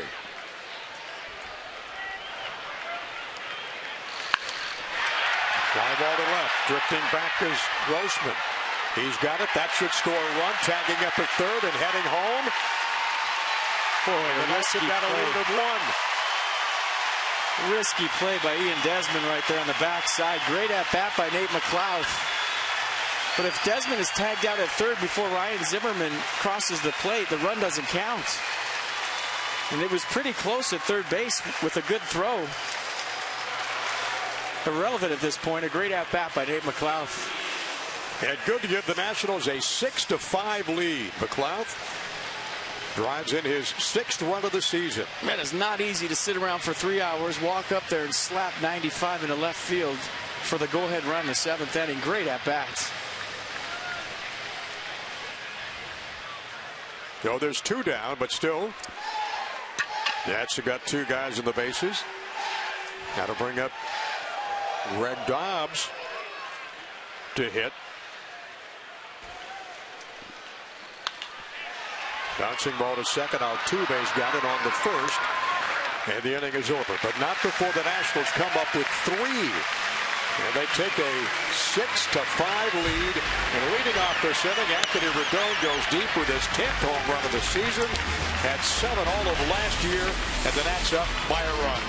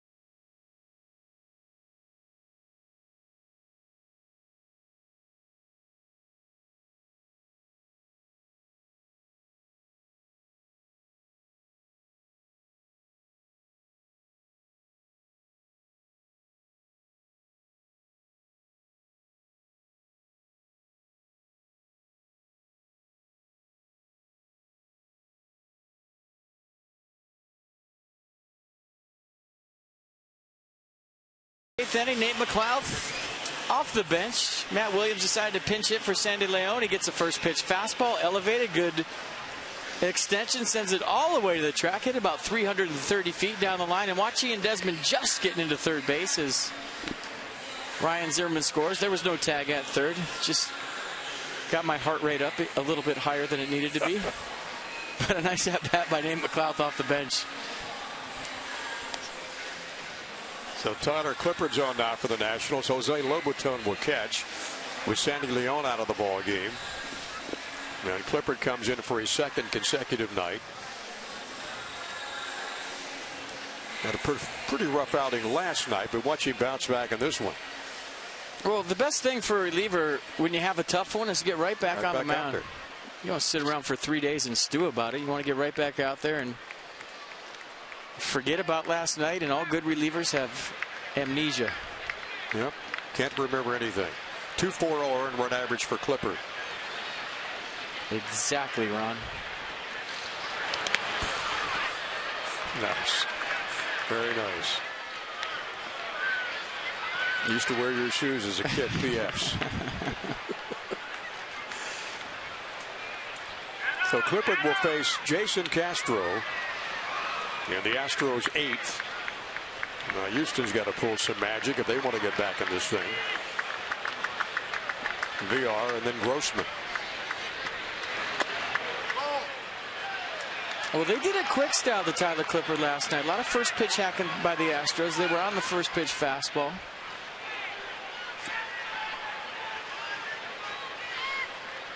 Jason Castro, a strikeout, RBI double, and a ground out tonight. So weird the way this game is shaped up. Castro led off the 8th last night with a single. We already talked about the 4th inning last night. Bases loaded, nobody out for both pitchers. Tanner Roark last night, Gio Gonzalez today. At the same part of the order, Jose Altuve led off the 4th both nights in a row.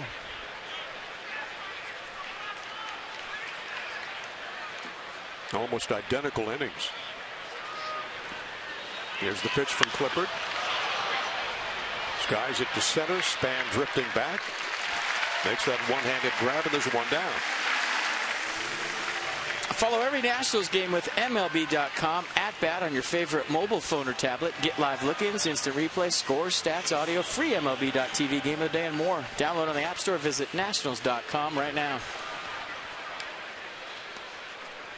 Up will come the Astros shortstop. Jonathan VR.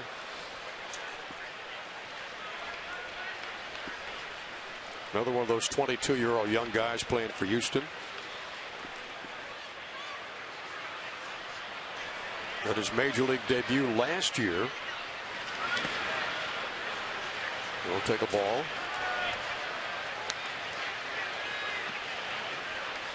Has not played any other position except shortstop the last 6 years in the minor leagues.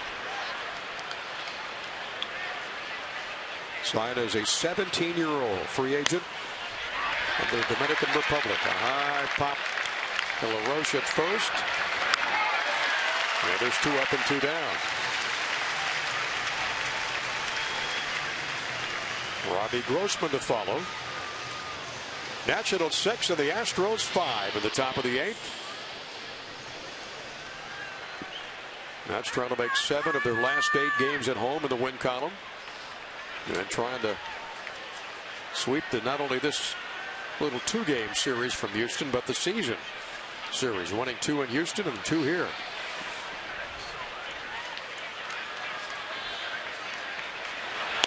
And Nats bats really coming alive the last couple of innings. Hit total up to 11 now. He starts off Grossman with a strike.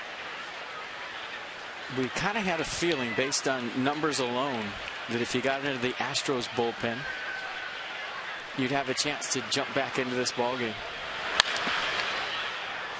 And a shot foul down the right side. And nice play. Nice catch by the ball girl. I'm going to give that young guy right there. Take it. And then he gave it to his buddy. And he dropped it. Air Bryce Harper. Yeah. But he was giving it to that kid. That's nice. It's great. Robbie Grossman from San Diego, California. Strikeout, fly out, a walk, and scored a run for the Astros. And it's 1 ball and 2 strikes. With 2 away in the 8th. And the pitch, check swing, fouled on the third base side. Pretty good split right there by Clippard.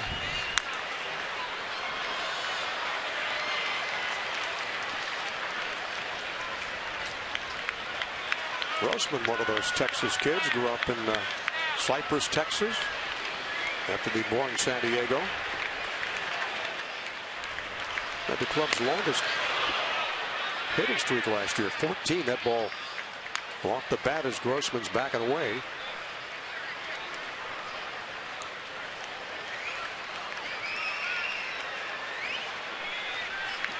Again, count goes to 2 balls, 2 strikes.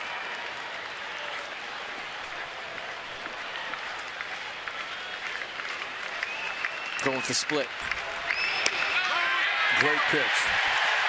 Grossman looking, and it's a 1-2-3-8 for Tyler Clippard. Nice job for the Nats reliever. We go to the bottom of the 8th. The Nationals with a 1-run lead, 6-5.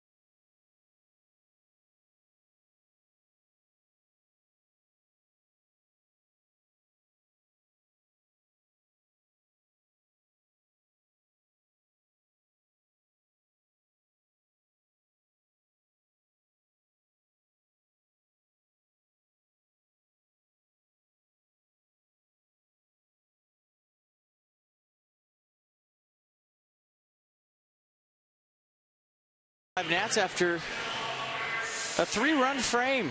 You can win signed gear courtesy of Masson. Follow at Masson Nationals on Instagram and tag your Nats fan photos with hashtag Masson Nationals to be automatically entered to win an autographed memorabilia Johnny Holiday tie. It also doubles as a tablecloth. Being social with Masson has its rewards. That's beautiful. And it's true. You dress very smart. I was going to say like one of your sport coats, but I didn't want to go there. I just want to raise sport coats, right? Well, you look at the averages. Opponents hit just 167 against SIP. Lefties 097. Righties a little better chance. But we watched him last night. A little short arm fastball at 92. Plays a little bit quicker than that. At least it appeared to. Slider 81, and he loves the changeup at 78. Came in also last night with 2/3 of an inning, gave up a base hit. Left-hander Tony Sipp becomes the 5th pitcher for the Astros tonight. Little natty dude sticking it out. Pops brought his picker. He brought his picker. Bring your gloves to the yard. I love it. He'll face the top of the Nationals order. Denard Span, Anthony Rendon, who homered last inning, and then Jason Worth. Span last time a big RBI double, got thrown out at 3rd to end the 6th inning. And Span's average at now 270 with a home run and 15 RBIs. 6-5 Nats in the last of the 8th. The Braves losing. The Nats have a 1-game lead over their Atlanta in the National League East. Span fouls it off in the stands down to the left.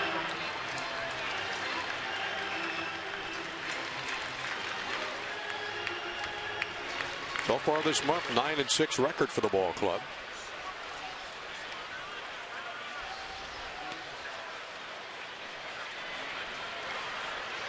And when the Nationals score at least 6 runs, they have lost 1 game, winning 20. And they got 6 tonight, 6-5 lead. And the pitch to Span. Grossman back, and there's 1 down.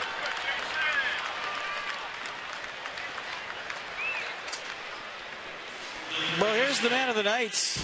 And basically the man against the Houston Astros. 9 for 18 facing the Astros this year. And this was the 9th hit. 10th home run of the year. And let off the party in the 7th inning. The 3-run 7th inning, where the Nats took a 1-run lead. Ian Desmond take his helmet off. First pitch right in the power zone. Second time he's homered against the Astros this year.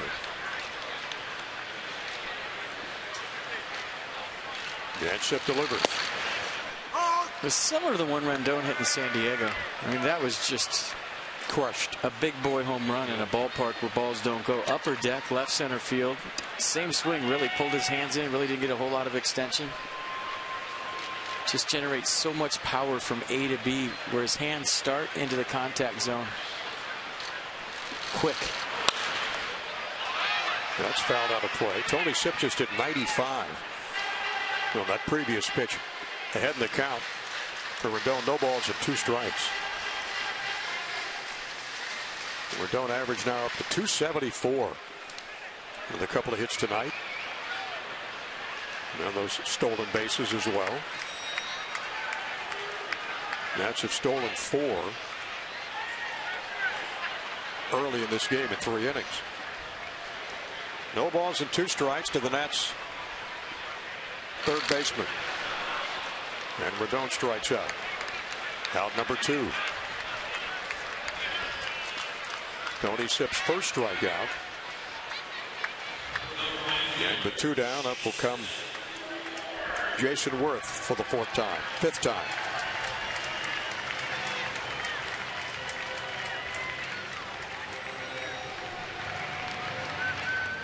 Jason scored a run the last time up after walking.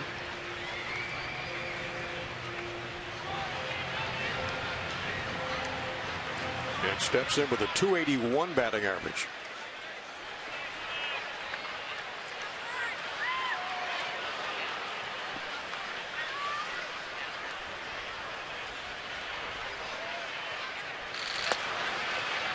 And he starts off 94 against Jason Worth. Just love Jason's body language when he thinks a pitch is a ball. He's just totally, thoroughly disgusted.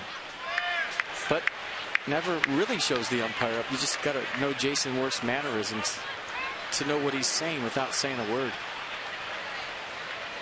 And the pitch. That's low. FP, a very interesting guy. He is. Yeah. He's a winner. He's changed the way this franchise thinks about baseball, and it was a deal that was highly criticized in the baseball world when it was first announced. And from where I'm sitting, it looks pretty good. And very few guys play the game as hard and the way it's supposed to be played as Jason Worth does. Hits it to center, drifting back.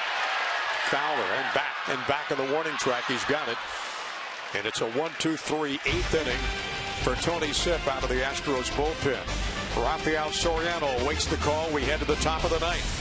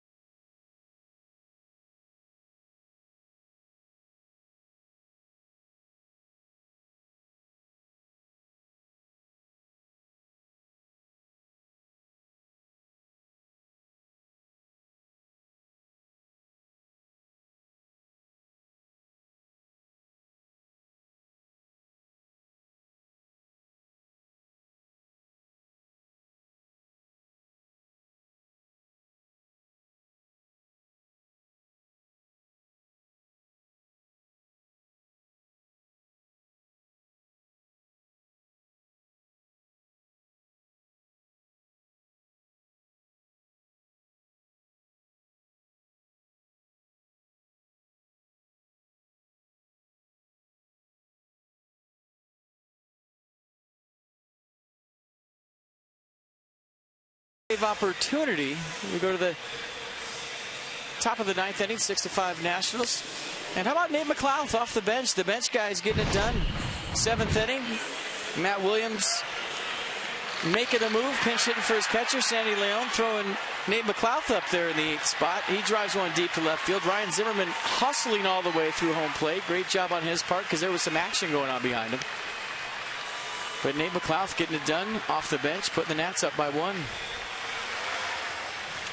Soriano's earned run average at 1.33. 28th appearance. FP mentioned 14 saves, 4 runs, 16 hits, only 4 earned runs. Giving up a home run, walked 10, struck out 23. And opponents hitting 176. Well, he's going to face Chris Carter off the bench to lead this thing off. Even though Carter's batting average, FP, under 200, 192, he's got 13 home runs and 30 RBIs. Warm night. Keep the ball down, go right after him.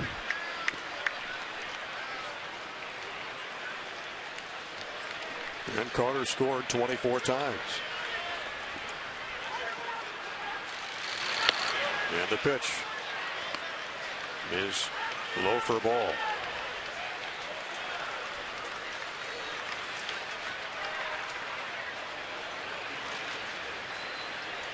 That's 3 outs away. They got a 6-5 lead in the top of the ninth. Breaking ball outside.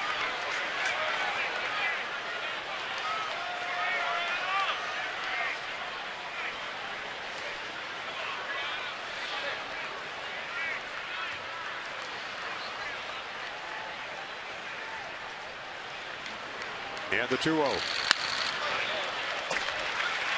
Bell-tie fastball right down the middle, fouled it straight back.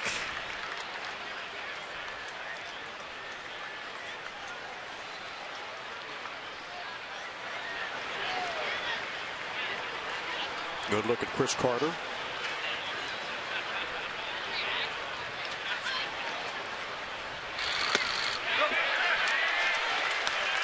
And the count even at 2-2. Is yet to get a hit as a pinch hitter. He's 0 for 4. Tried to hold up his swing, and Larry Vanover didn't even appeal it. He saw it himself, called it a strike.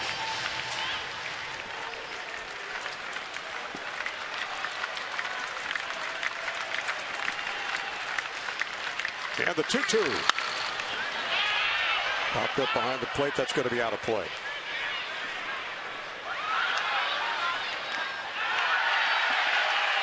Well, when you're ahead, you don't need a rally hat on. You can use it as a glove. Nice play on the hop, using the lid as a picker. That was solid. I'll give that a star. Yeah. An FP star. Hard to earn, believe me. And the 2-2 again to Carter. That's foul. And Carter working Soriano.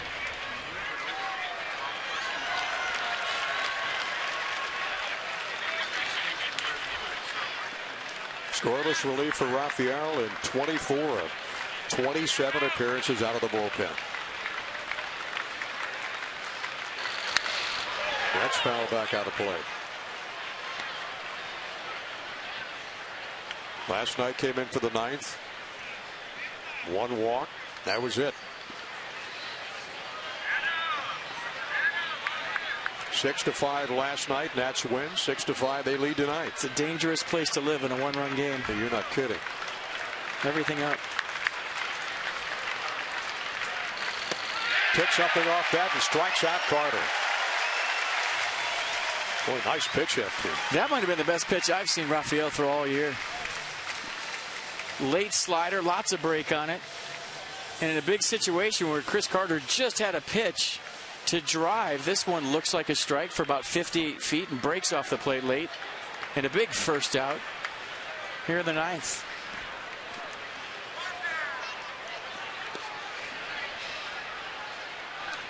Now Dexter Fowler, top of the order with Altuve on deck.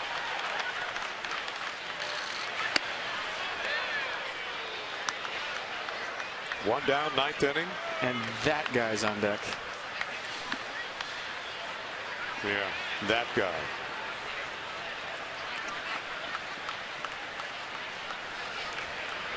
And the 1-0. Inside for a ball.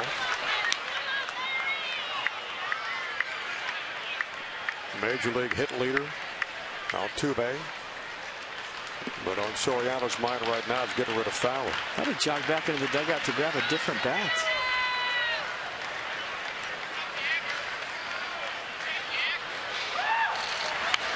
That's foul back. Good cut fastball, late movement right on the hands.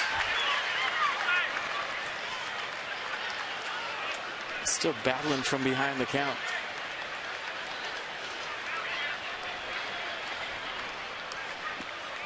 Battle of last night, a couple of hits. Got one tonight.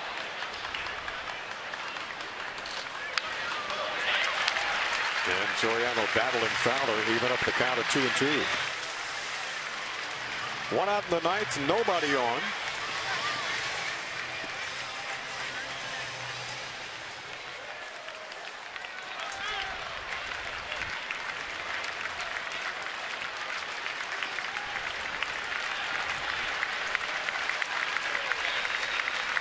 And the Nats fans kind of getting into it now. That pitch is high.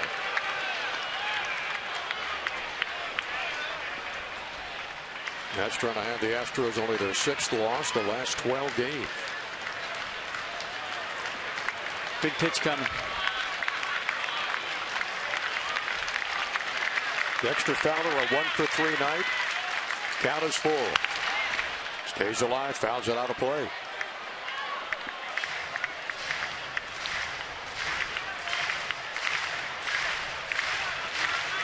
Ray Knight and Byron Kerr next with Nats Extra. When this one's over, we hope it's going to be over quickly.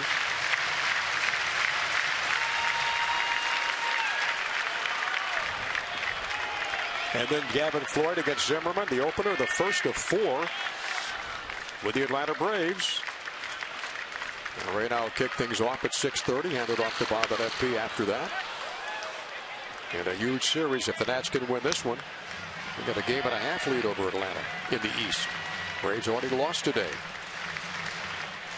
6-11-0 for the Nationals, 5-6-0 for the Astros, with 1 away in the 9th inning.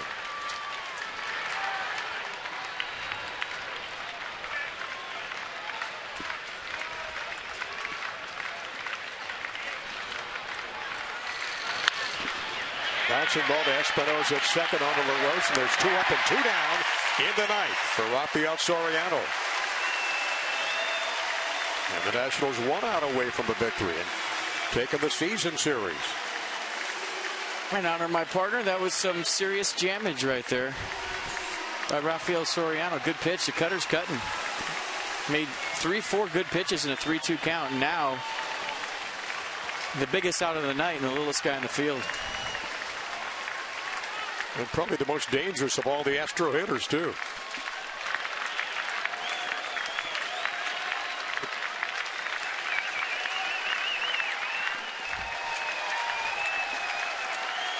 Jose Altuve facing Rafael Soriano. And takes the ball. Into a double play in the first. Walk scored a run in the 4th. Popped out in the 5th. Banged out a single in the 7th. Hitting .326. And from the right side, a heck of a player. And here's the 1-0 pitch to him. Line drive of the gap between Zimmerman and Span. Around will cut it off. Altuve had an ocean for second. Nice throw into second, and Altuve wisely back to first. But Houston stays alive with a base hit by Altuve. Well, the Nats outfield playing no doubles, meaning nothing hit over your head. You cut down the angles in the gap, but Ryan Zimmerman got to this ball nice, got to it quick, and got it back in quick. More importantly, Altuve can run. We've seen it all night. An infield single his last time up. And he went about halfway to second base, but Ryan got to it, got rid of it quick. Whoops. Not going to take a chance. Held Altuve to a single. Nice play by Zimmerman. Well, Altuve back-to-back hits his last 2 times at the plate. That'll bring up George Springer with 2 outs in the 9th.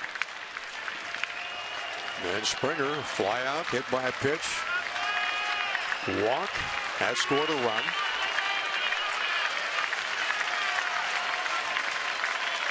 And Soriano with a count of no balls and a strike to the Astros right fielder. And it's 1-1.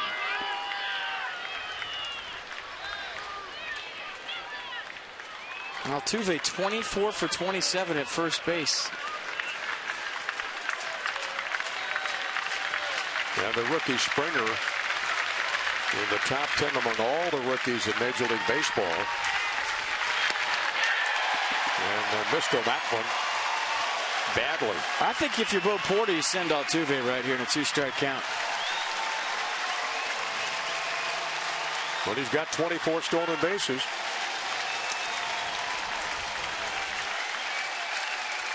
And Jose Lobaton and Soriano trying to keep him close to first. With a 1-2 count on George Springer.